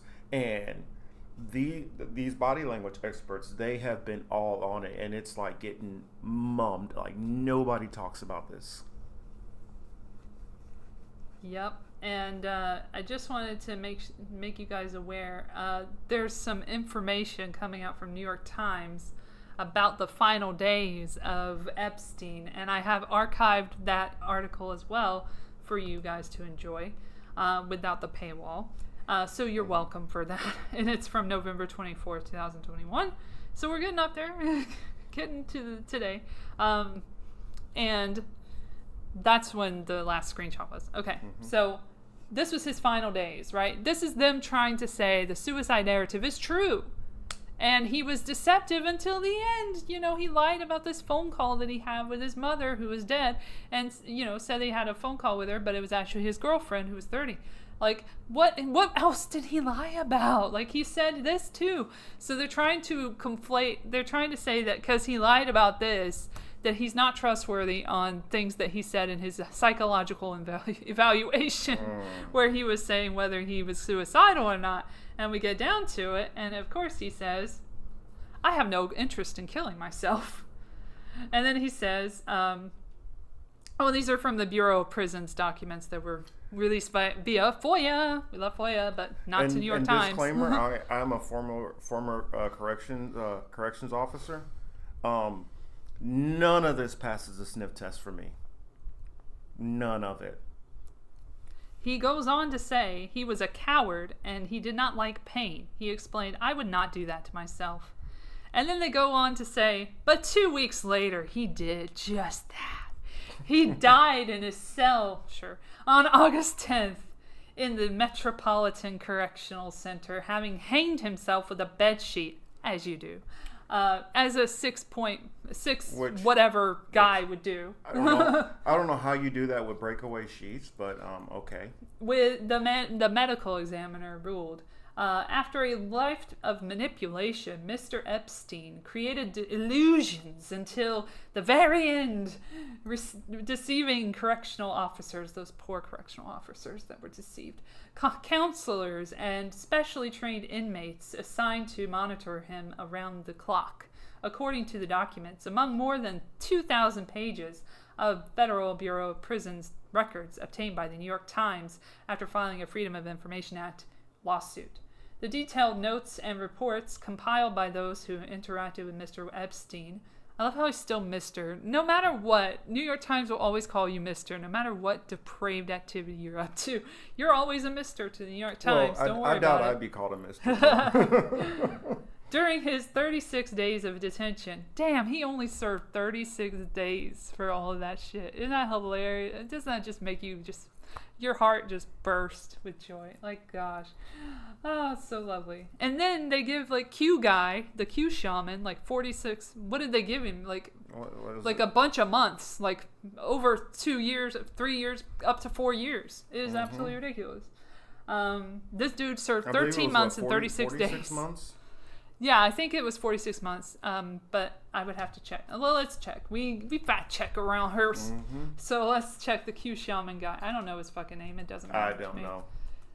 46 years. I just look at him as that's the guy which was... 46 years, 46 months. My bad. I look at him as that's the guy who was thrown into... Jake Angeli. Yeah, where he was... 3 years in prison. So yeah, 46. 41 months. 41 months. 41.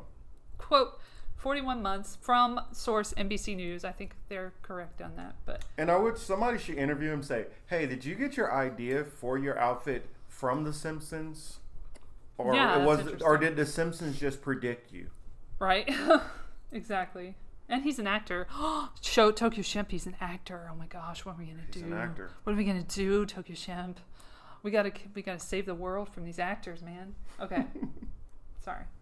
Then it says 36 days of detention show how he repeatedly assured them he had much to live for. Another thing interesting is That's hilarious. in that very exact same cell, there was another high-profile suicide that happened. You guys should look into that. And then I believe that in that prison, there's only maybe like 2 to 3 suicides that have ever happened there. El Chapo was in this prison once. So I find it kind of interesting that only like two or 3 suicides have ever happened there. But they're so fucking lazy and wrong and like criminal. Yeah. With their corrections. Being somebody who's had a lot of experience with I guess monitoring people who are incarcerated who are on suicide watch, for one, for pretrial, for instance, every 5 minutes you literally have to get visually look at them. That's one thing. For 2, they're normally put in a suicide gown, which a suicide gown, you can't rip it with your hands. It's virtually impossible. It's like a giant smock. For 2, you're also giving either you're not given sheets, or if you are given sheets, they're breakaway sheets, which will literally break if they feel the tension more than 50 pounds. So I do not understand how it was possible for this man to hang himself. Exactly. Okay, finishing up, while also hinting that he was increasingly despondent. The clues prompted too little action by jail and bureau officials who made mistake after mistake leading up to Mr. Epstein's death, the records reveal. Beyond the legal and administrative matters, the collection of records provides the most intimate and detailed look yet at Mr. Epstein's final days, and offers something often missing from public accounts: his voice. He passed many days closed in a conference room with his lawyers, avoiding the confines of his dank and dirty cell. Seems like they're kind of running a little bit of interference on him, but okay, like in retrospect of him dying, you know, they're like, hey, you know what, but he was suffering. Air quotes. Kind of like Gillen. In conversations with psychologists and other inmates, he spoke of his interest, this was interesting, in physics and mathematics, and offered tidbits of investment advice. I would love his advice, thank you. He reminisced about socializing with celebrities. Even, could you name a few? Please, New York Times, do. Please? We Yes? would love to hear them. Can we hear some? I'll show you some, don't worry. And as he complained about the running toilet in his cell, the orange prison garb, his difficulty sleeping, his dehydration, and a numbness in his right arm.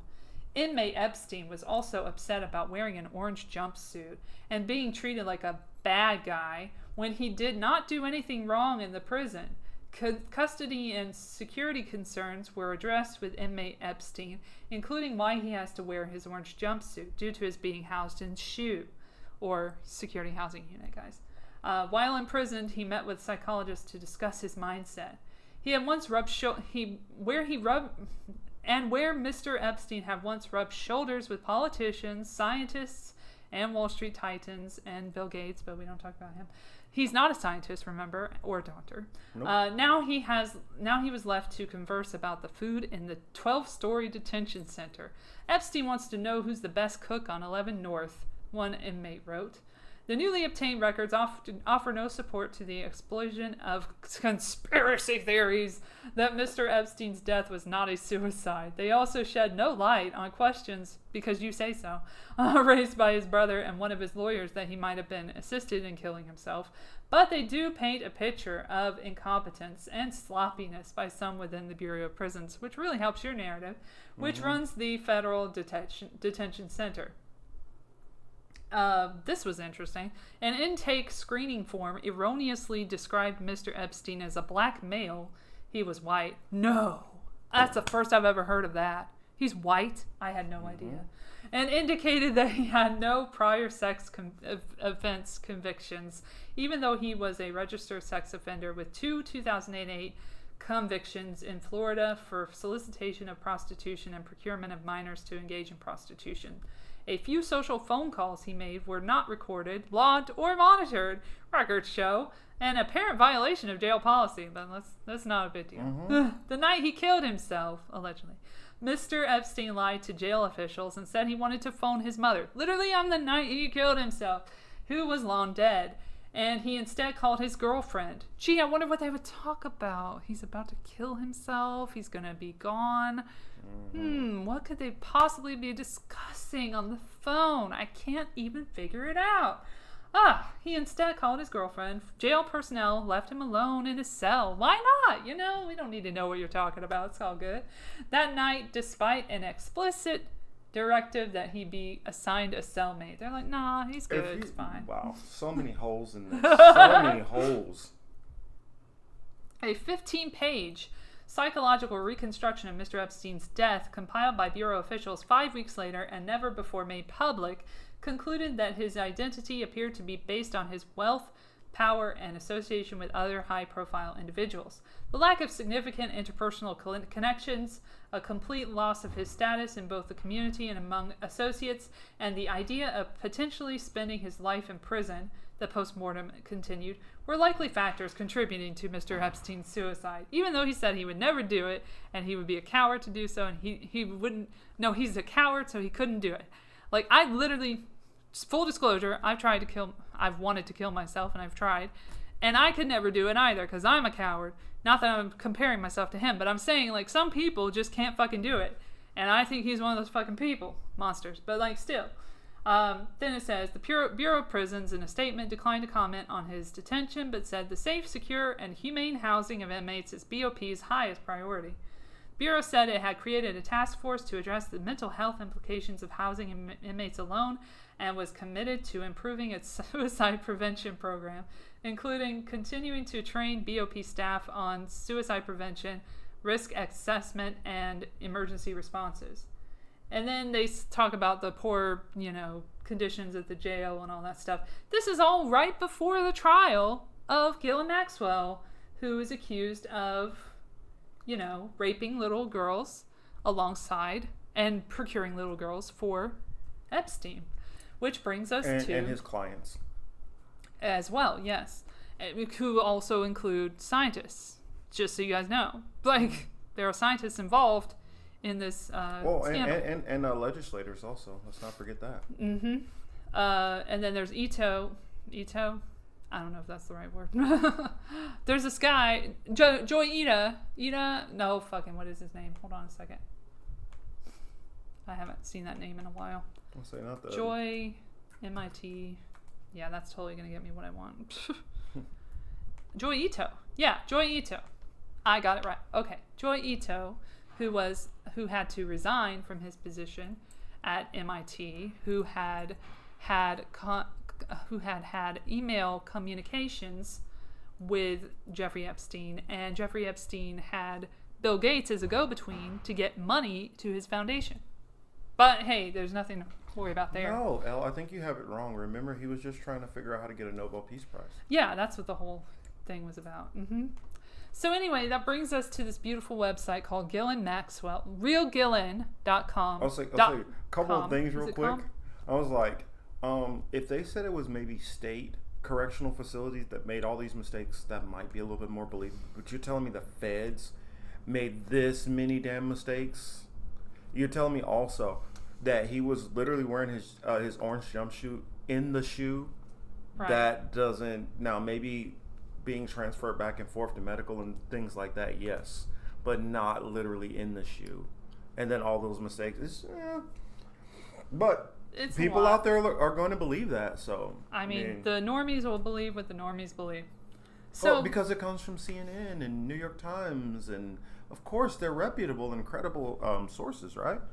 Well, if you were wondering what was going on with Ghislaine at this time as she prepares for her trial, we're going to go into a little bit, not a lot of it, but a little bit. Was this during her where she was playing Where's Waldo all over the country? Oh, we're going to get into that story as well, because that was on purpose as well. That's what I wanted to mention also on the live broadcast on our show, but I didn't get to. But realgillen.com, you want to have a laugh, go there, because that is a website, as it says on the website, and you can go to the archive link in case they bring it down at some point, which they probably will. There's a fucking clip from Star Trek on here, and it's just like, huh? But anyway, it's not on the archive version. You'll have to go to the real version, realgillen.com. Ghislaine is spelled Ghislaine. I know it's really hard to spell, but that's how it's spelled. Yes, because I screw it up too. But it's easy to screw up. It's fine. I can say it correctly. Ghislaine or Ghislaine. I've heard it both ways, so I say you can say it both ways. But it is not Ghislaine. It is not Ghislaine. I pronounce it Ghislaine. Ghislaine does sound a little more elegant. And so some of the survivors have said Ghislaine and some have said Gillen. Well, most of the time when I hear the Brits say it, that's the way a lot of the Brits say it. So. Ghislaine Maxwell. Yeah, exactly. Precisely. And so anyway, this website has been developed and is maintained by brothers, sisters, family, and friends of Ghislaine Maxwell, the people who have known the real Ghislaine all her life. Not the fictional one-dimensional character created by the media. As Daniel Moynihan, I'm sure he loved being referenced here, New York's former senator famously said, "You are entitled to your opinion, but not to your own facts." This site is dedicated to presenting factual information about Ghislaine, her present situation, and the case. Available on realgillen.com is exclusive content, news, commentary, and useful resources. It is planned for other material to be added, and readers can form a more balanced viewpoint. Ghislaine's current status is that of a pretrial detainee. As such, she is innocent and has the right to be presumed innocent, a constitutional right which is fundamental to preserve the fairness of the American system of justice. We believe wholeheartedly in our beloved sister's innocence and encourage visitors to the site to sign up for updates from the family on her case, providing your email address below in the strictest of confidence. I'm not going to do that, but thanks. But then they do reference this. You can find public legal documents from the case on Court Listener. So they do let you have a little bit of information. Wow. And they do have like a something here where on the original website. They do have a PDF that I extracted from there, which I'll put in here as well in the show notes. And those who don't know, I mean, look at some of these sources. Look into the Moynihans. Just look at him first before you even listen to anything he has to say. So the latest PDF they have, which they're trying to say, hey, look at this isn't that bad, is from the Times, or the Sunday Times, I think. 2 alleged victims of Ghislaine Maxwell are over age of consent. From New York, Will Pavia. Probably now. November 24th. November 24th, 2021, Wednesday. So now we're on the 24th again. Okay, Ghislaine's lawyers had accused prosecutors of making 11th hour changes to the case against her as it emerged that two of 4 minor victims due to be called were over the age of consent under local laws at the time. Arguments over how these victims' testimony should be presented to the jury played out at a final preparatory hearing yesterday. So this was on Tuesday of this week, 23rd. Just so you guys know. Days before Maxwell is due to go on trial. Finally, by the way, it's been delayed because of COVID-19. How convenient. Yeah. And it's all related to COVID-19 because Bill Gates and everything. So Bill Gates is trying to help her at the same time that he's helping us get rid of the pandemic, right? Which we're totally doing until the next pandemic that he says we're going to have, even though he does not have a degree, a college degree, and does not have a doctorate. Okay. We're all like on track here. Okay. Then it says, aiding Jeffrey Epstein in his abuse of minors. Maxwell watched as her lawyers sparred with prosecutors. Her sister Isabel, which you would know about if you've read Whitney Webb, she has a lot of info about Isabel and Christine, so check her out. Her sister Isabel was in the public gallery. The dispute came amid indications that Virginia Giuffre, who says she was recruited by Maxwell and lent out for sexual purposes to Prince Andrew, will not be giving evidence. The prince has consistently denied the claims. And lately he was saying, before all of this stuff happened with the trial, he was saying that he didn't even know who she was. And all of a sudden he's like, oh, but she's lying this whole time. And like she's, no, he said that he had a sweating problem. It's hard to fucking keep up with what he's saying. He said so many stupid things this whole time, suggesting that she was lying and everything. And so, anyway, he couldn't sweat, but we found him sweating at this place, this bar, or whatever, this club. And then it turns out he could sweat, and he was like, oh, no, I'm sorry. Whatever. Well, I'm like, what, are you not human? Everybody sweats. Oh, I have a disorder where I can't sweat. I'm sorry. Yeah. Then why haven't you just passed out and died yet? So she's wrong. I never sweated in front of her. And then you'll see like a picture of him sweating. I don't know what happened there. I guess it went away for a moment. Anyway, that she says she was recruited by Maxwell and lent out for sexual purposes to Prince Andrew, will not be given evidence. The prince has denied the claims. Lawyers for the Duke of York, who is being sued by Giuffre in a New York court, claimed that the decision not to call her in the criminal case against Maxwell undermined her credibility. But she's been in court so many times, though. Has this bitch been in court this many times? No. Giuffre's lawyer has suggested that his client was not part of the case against Maxwell because she was 17 at the time, which is over the age of consent, which is the point. Okay. In some of the locations where her abuse is alleged to have taken place.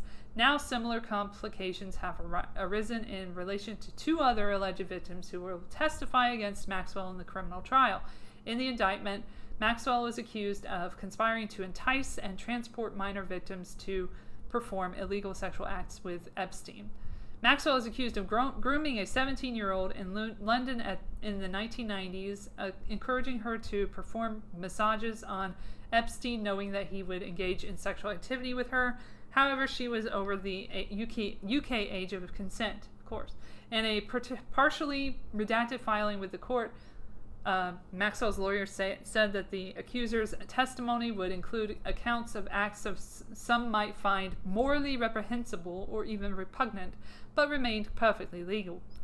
Yesterday, Judge Allison Nathan said that she intended to instruct the jury that they could not convict Maxwell over that alleged conduct.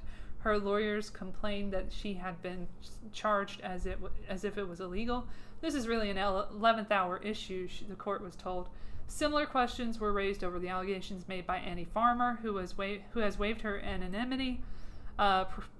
Prosecutors allege she was brought to Epstein's ranch in New Mexico in 1996, but she is said to have been 16 at the time, above the age of consent in the state. Well, that just shows how gross the state is. But all right. Well, but isn't that also? Why does it matter if they're raped? I just don't understand. But I found something interesting about that. Bill Richardson was one of the people who were involved. Yes. Also at Epstein, and he was not even allegedly. Yes. And he was the governor of that state. Whatever. Judge Nathan said the allegations could still provide evidence of the charge that Maxwell conspired to entice a teenager from New York, where she would be considered a minor. In a separate ruling yesterday, the judge said that she would allow Maxwell's lawyers to subpoena records from the fund set up to compensate Epstein's victims, which we're getting into, which is the 1953 trust, denying motions from prosecutors and the fund's independent administrator to block the move. Her lawyers say that 4 of the alleged victims who will testify against her all applied for and received millions of dollars from the fund, requesting documents related to these payouts. Yesterday, Judge Nathan ordered the fund's administrator to hand over any such documents to the court, where she would review them to determine whether they could be inspected by the defense. Epstein, who was charged with sex trafficking minors in July 2019, died just over a month, sure he did, later in the Manhattan jail where he was awaiting trial, blah, blah, blah, blah, blah. However, the notes and documents also indicate that Epstein tended to mislead prison officers, counselors, and inmates tasked with monitoring him. Officers also concluded that the release of thousands of documents by a New York court the day before he was found dead, revealing details of his alleged sex trafficking ring, had affected his mental state. A report by the Bureau compiled after his death concluded that his sense of self-worth like I said before, like the lack of significant interpersonal connections, the complete loss of his status in both the community and among associates, and the idea of potentially spending his life in prison were likely factors contributing to his suicide. So they cannot go a whole article without mentioning the suicide. In which that's kind of nonsense to me, because if you have the kind of information that he has on the people that he has, you literally could plea bargain to virtually get out and serve virtually no time. So saying that, oh, well, he was worried about spending his life in prison. No, he wasn't going to spend his life in prison. We all know that. He spent 13 months the first go round. Like, it was not going to be the end of his world. It was never going to be. Never. That brings us to Charlene Latham, Plaintiff 1, David G. Latham, Plaintiff 2, and Tracy Y. Latham, Plaintiff 3, and John Doe 1 to 10, and Jane Doe 1 to 5 in the civil case of District Court of New York, Southern District Court of New York, with them versus on in that Southern District, doesn't it? With them versus the 1953 Trust. This is what was on Twitter that I had researched afterwards. And by the way, spoiler alert, it has been dismissed. And you'll see why. I mean, you'll see one of the reasons why. The 1953 Trust, which is the defendant, which is the people who own all the money, assets, and stuff of Epstein's. He was born in 1953, so allegedly. So that's why it's called that. Harvey Weinstein, defendant. This one was interesting because he showed up a lot in this this record. This is kind of like a statement of what happened and why they're filing this motion, I guess. And it's Sean Carter. If you guys know who Sean Carter is, you know who Sean Carter is. Is that the Sean Carter? Yeah. Okay. Jay-Z. Yeah. So this is what got everybody's attention, was all the defendants. The defendants also include, and are not mentioned in this statement to the level of the 1 to 3, just keep in mind. Richard Kahn, the Weinstein Corporation, although, you know, that is a mention. Miramax LLC, the Walt Disney Company, Def Jam Recordings, Rock Nation LLC, Universal Music Group, Beyonce G. Knowles, who's never mentioned, by the way, never fucking mentioned. Mm-hmm. They just threw her in there. Kanye West. They're just like throwing. This is why it did not go, and I think it probably was on purpose. Like, I don't know. I can't say. I don't know this person. We're not related. I'm just saying. Like, I mean, I don't know if we could be related. Who knows? But you know, this could be just like a cash grab. It seems to me, reading it, I read it thoroughly. It's 13 pages, by the way. I read it thoroughly, and it seems to be, once you get to $500 million for damages, you're just like, yeah, I don't think that's going to happen, sweetheart. I don't think you could give away your children to sex traffickers and then be like, hey, give me $500 million later when you feel like, oh shit, I shouldn't have done that. Like, I don't think that's how that works. But unless this woman, like, knows a lot that she's leaving out of this. Well, she says she knows a lot, but who knows what could be true and what isn't. We don't know how implicated some of these people actually really can be. Yeah. And because Epstein But this could be like a psyop to make people think this is all bullshit. That's what I'm saying about also, that. You know, that's also possible too.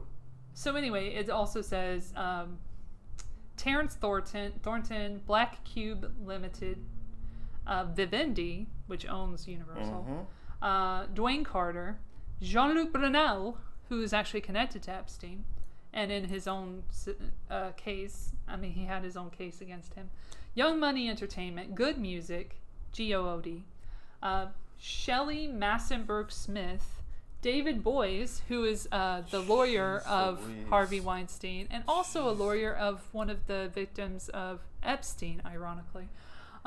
Which seems a little, you need to fire him, but all right. Robert Kelly, you know who that is, R. Kelly. Marcello Clore, Sprint Corporation, Viacom, CBS, Virgil Abloh. Oh, I think I know who that guy is. Qatar Investment Authority, Tutor Saliba Corporation, Ghislaine Maxwell. She's all the way at 31. Damn. Sorry, girl. Parkwood Entertainment, the City of New York, New York City Police Department, Sir Philip Green, Sony Entertainment, and Jane Doe's 1 to 100, and John Doe's 1 to 100 and Jane Doe's 1 to 100, and Corporation Doe's 1 to 100. So this is a formal statement of the case against all defendants as captured in page 1 of this statement. Can I throw something out there that is just to me it's a big elephant in the room where I feel like I almost have to say it. No, we're getting to them. You know what I'm about to say probably? We're getting to them. Yeah, okay. It's funny that he wasn't mentioned here. I guess this is all his lackeys. I'm noticing like a interesting correlation with all of these people. Oh, and I think. Yeah, I'm starting to notice an interesting correlation. You know, well, it just seems that a lot of these people all falling into one ethnic category. Well, not all, but a lot of them are falling into one category.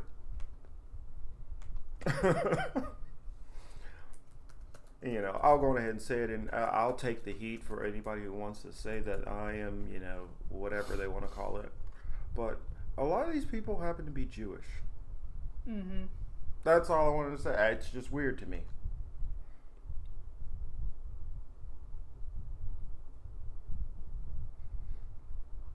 Just saying.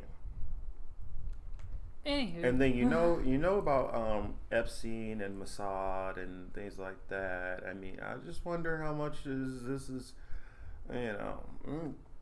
Well, there's more. There's another article here from OK Magazine of all things. But okay. Oh wow, they're getting in the front. Okay, okay, let's go. Okay. All right, that's where you're gonna find the exclusive documents from this. Okay, woman suing Jeffrey Epstein estate seeks damages, including $20 million Palm Beach mansion. Okay, so I don't know if this is the exact document. Is this a different woman or is this the same? No, it's woman? the same, Charlene. Okay. The estate of Jeffrey Epstein and this is from February 11, 2021, by the way. Guys, this was not in the news. Like, you would have to find this shit. You have to know who Charlene Latham is, and if you don't, you're fucked, probably. It's only because or the 1953 Elle met her at trust. a family reunion. I'm just joking. I was like, wait, what? Why is that my name there? Okay, so the estate of Jeffrey Epstein and his brother Mark are being sued by a Minnesota woman who alleges she was one of the deceased pedophile's many victims. She claims she was trafficked by Epstein and other famous men for years in court documents and seeks damages, including the deed to his $20 million Palm Beach mansion. Why would the fuck would I want to have that, though? Like, why would I want to have it?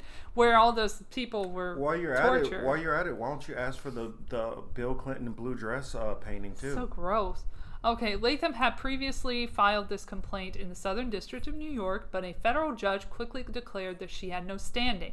It is unclear, however, if she sought compensation from the Victim Compensation Fund set up by the estate. Her litigation is ongoing. So I don't know what happened with it. Well, we do because court listener, but as it turns out, her address was wrong in the court listener documentation of the case and what's going on.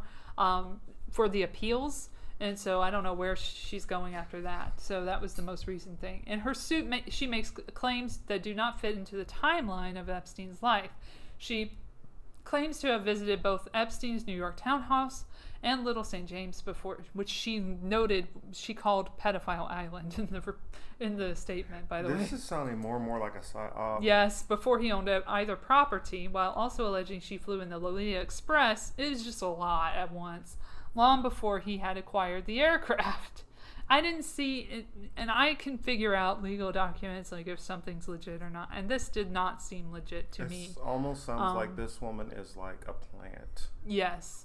The estate also still unable to sell the property or raise the structure because Epstein purportedly signed a deed transferring ownership of his $20 million Palm Beach mansion to Love and Bliss just 4 months before his 2019 arrest.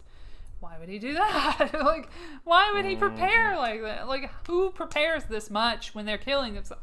Whatever. A notarized deed bearing his signature and dated March 9th, 2019 had been filed in Palm Beach County a week before the news of the pending sale.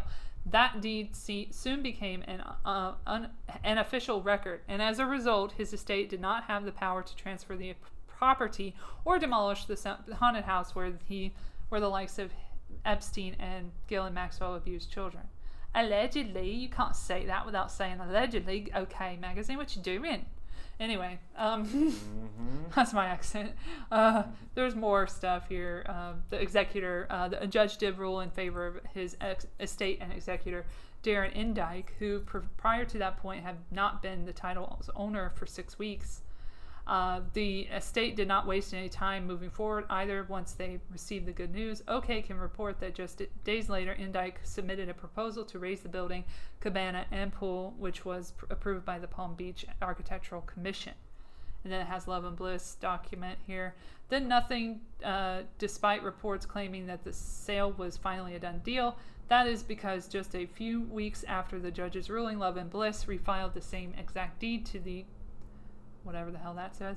Given the previous rulings made by judges involved in both cases, it is highly unlikely either Latham or Love and Bliss will come to own the home, but they are certainly delaying the process. There were a number of potential problems with the deed. OK discovered. Okay. Get a proofreader. When first reporting on its existence back in November. A call to the phone number listed for Love and Bliss's lawyer, John Mayer. Okay. Really? All right, guys. Resulted in an angry man yelling that he was not the person on the deed. This seems like a scam. Mayer, who according to the deed, dead. It says dead instead of deed. Okay. Was based in Jacksonville, had a New York State area code. His office suite was also not recognized by the U.S. Postal Service, and the actual address turned up an office building with just 2 residents, Young Realty, College Tax, and Retirement Strategies. And this literally sounds those like companies are both managed by the same this man. Sounds like an op. This sounds like an op. Calls were then made to the witnesses by OK, though only one answered her phone. Judy Tutt claimed to have no knowledge of the deal and said she would not have signed a deed in Palm Beach County. She then said that a family member had passed away just hours before and she could not talk any further at that time. OK was able to confirm that Leanna L. Johnson, the woman who notarized the document, is in fact a registered notary public. Good. Called to her listed workplace revealed, though, that she had not been employed there for some time. Attempts to reach her directly were unsuccessful, with 2 numbers having been disconnected and a third not allowing voice messages. Multiple emails to Carrie Warwick. There's another name from my family. Anyway, okay. The Corcoran agent who has... My dad's name is Carrie. Happy birthday, Carrie. It's his birthday today. The Corcoran agent who has been tasked with selling Epstein's home were not returned, and a request that she called OK made through the real estate firm's website was also unsuccessful. Then it shows the document that I went over, but this is regarding the deed and Love and Bliss, so they can't get any information about Latham or Love and Bliss, any fucking yes or no on this deed situation. It's so fucking weird. There's so many things that the media is not going to fucking tell you about. You be distracted by this and that and the other. We'll ram a bunch of people. Honestly just sounds like this woman was put up by certain people to name a whole bunch of people. And then if you come at it and look at it, then they could always throw back at, this is like, this woman was trying to be anti-Semitic, or something like that. And this is what it seems like. That whole thing where with you Beyonce. can use it 2 ways to defend yourself. Remember the drummer and Beyonce, and she like accused her of being a witch and shit, and having a cat and it died. Yes. All the Beyonce Beehive people were like, "Fuck you, bitch!" And I'm like, hated her. Beehive people, why don't you calm down and maybe some of that might do be some real. research. Yeah. March 1st was the last of this case that has been included in this website. But we are ignoring the man at the top, who is also ignored in that document, which is very interesting. Mm-hmm. And that is Les Wexner. Let's see what's up with him, because I do have he an gets update. Completely left out of the fold on all this. I have an update on him. And that's probably where a lot of the money for these properties came from as well, which actually is mentioned in that statement. He is mentioned, but in passing, like, they don't list him as a defendant. And I feel like if he paid for the money for these residences, why aren't you going after him too? Because he's the big one. You can't. Anyway, good news. Well, and also he's still alive, so then you'd have to actually bring him to court. Well, that's where I'm getting to. He will be in court, allegedly, according to Bloomberg, which I have also archived as soon as it opens. There we go. Leslie Wexner to give sworn testimony in Epstein. I love how they still give me these stupid things here. I'm going to just go reader mode. Fuck y'all. Fuck y'all. Okay. In Epstein accuser's suit. And this is... When is this from, though? I know it was recent. Hold on. Could you fuck off? Thank you. See, they keep doing this. I wonder if I went on there online. Okay, here we go. I got rid of it. November 16th, 2021. That's when this was. Okay. So it says here, Leslie Wexner, the billionaire founder of Elle Brands Incorporated, will be questioned under oath next month as part of a lawsuit filed by a woman who claims Jeffrey Epstein trafficked her for sex. To a bunch of dudes, but okay. A bunch of powerful people. Wexner will sit for a dispositions. Sorry, that was me. Wexner will sit for depositions in a legal dispute between Virginia Giuffre, who we already mentioned before, and Harvard Law School professor Alan Dershowitz, or Dershowitz as I call him. Yes. Whom Giuffre claims was part of a group of powerful men to whom Epstein offered her for sex. She sued Dershowitz for defamation after he called her a liar, and he countersued, claiming she was making false claims about him as part of a plan to extort money from a far wealthier member of Epstein's circle, Wexner. U.S. District Judge Loretta Preska on Tuesday gave each side an hour to question Wexner on December 17th, saying they can ask him if he ever had sex with Giuffre. The judge said Wexner's answer will be sealed, of course, warning that the lawyers would be taken out in front of a firing squad if any information leaks. But Wexner's lawyer said the deposition will be short because the billionaire will deny knowing Giuffre. Well, that works so much for Andrew. Okay, go ahead. The lawyer complained that his client was being used as a prop by Dershowitz's defense team. Wexner had a long-standing relationship with Epstein, who managed his fortune for years. He said in 2019 that Epstein had deceived him and misappropriated vast sums of money. The case is Giuffre versus Dershowitz 19 CV 03377 for U.S. District Court, Southern District of New York, Manhattan. So that's the latest from Les Wexner. Not a whole lot of info that you're going to see on the news, guys. This Ghislaine Maxwell and this trial are not going to be televised. They are not going to be cannon fodder. You're not going to divide people with these trials. Well, if they could have got away with not doing any of the Epstein stuff, they would have did it. You know, they would have kept it further under the radar. And it seems like they're able to get their way, kind of what they want on this one, keeping it very much under the radar. Yep. And I think what their goal is, if it stays on the radar, and they could kind of toss everything and then kind of let her be able to get out, or we'll end up with another situation where she mysteriously has some kind of accident and, we don't know how she killed herself. Well, I said it a long time ago. I guess I'll say it again. Ghislaine Maxwell did not kill herself. Anyway. Or she gets put away into some place where she's supposedly locked away in confinement, and she's just going to kind of get lost from the rolls, and nobody will hear about her. But they wanted to put this trial off forever because of COVID, and now they felt like this was the time to get it done, and they're just going to try and get it. Well, by putting it off, it helps get it off the radar. Yeah, that's what they were doing. You know, with our population, most of the people, if it's not right in front of their face and talking about it, out of sight, out of mind. And so I feel like that's been their goal, and they've been pretty successful. I mean, keep in mind, what was Ghislaine's father's background? Gee, I don't remember. I don't recall. Allegedly Mossad. Yeah. I'm just saying. We got everything out, guys. Thank you so much for listening. And thank you so much, Marcus, for being here. Well, thank you for having me. Sorry I had you a little longer than expected, but I think we got into a lot of big topics there. But we got to all our topics this time. Last time we had to do a second part.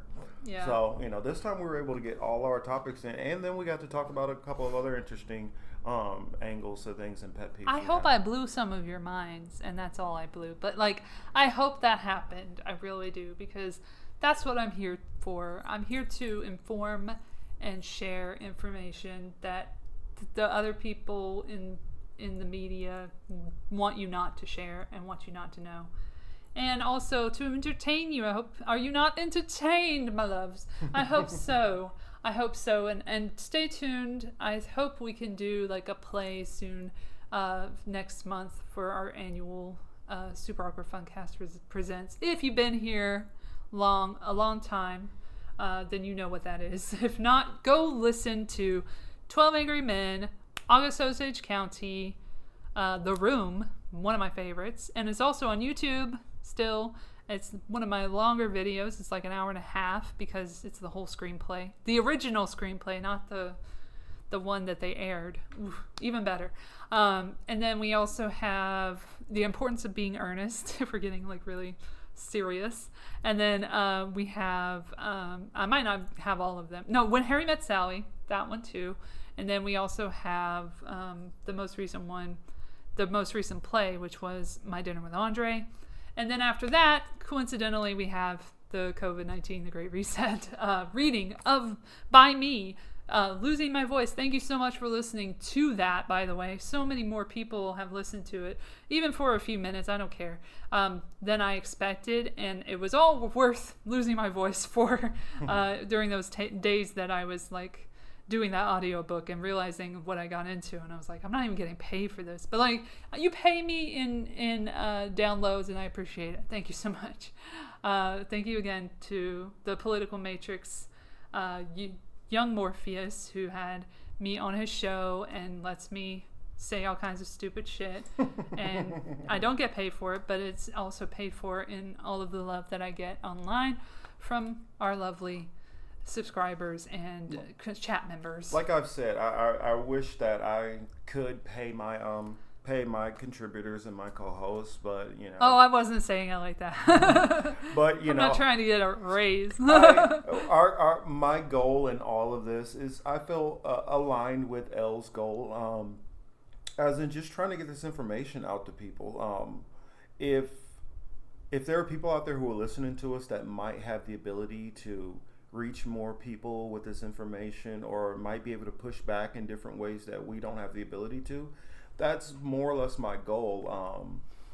All of us have our different roles, some just to put the information out, some to actually take this information and put it to action. So that's been the goal, and I'm working on getting Elle a couple of very informational and guys who knows a lot of stuff to help work with some of the stuff that she's bringing out to you all on there. And for those who are fans of the Political Matrix and listen to us every Saturday night, I appreciate you all also.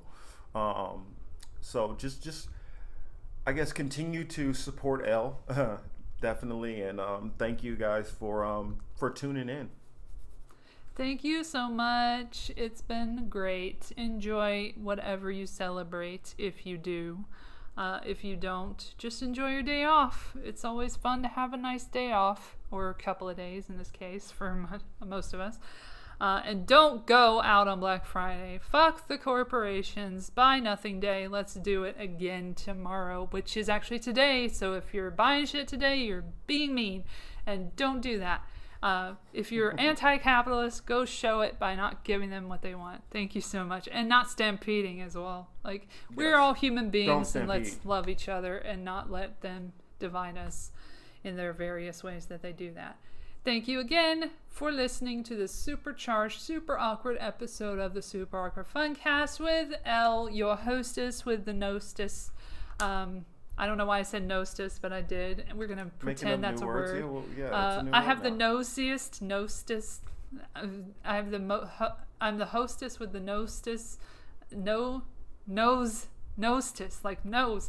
Whatever, anyway. I think it wasn't enough awkward in there, so you just had to add a little awkward to it. I would always add a little awkwardness to that. Anyway, yeah. Thanks for being with me for so long. If you have been with me for so long, if you haven't been with me for so long, and welcome and enjoy, and have some snacks and enjoy the bumpy ride through the rabbit hole. So thank you very much. Auf Wiedersehen.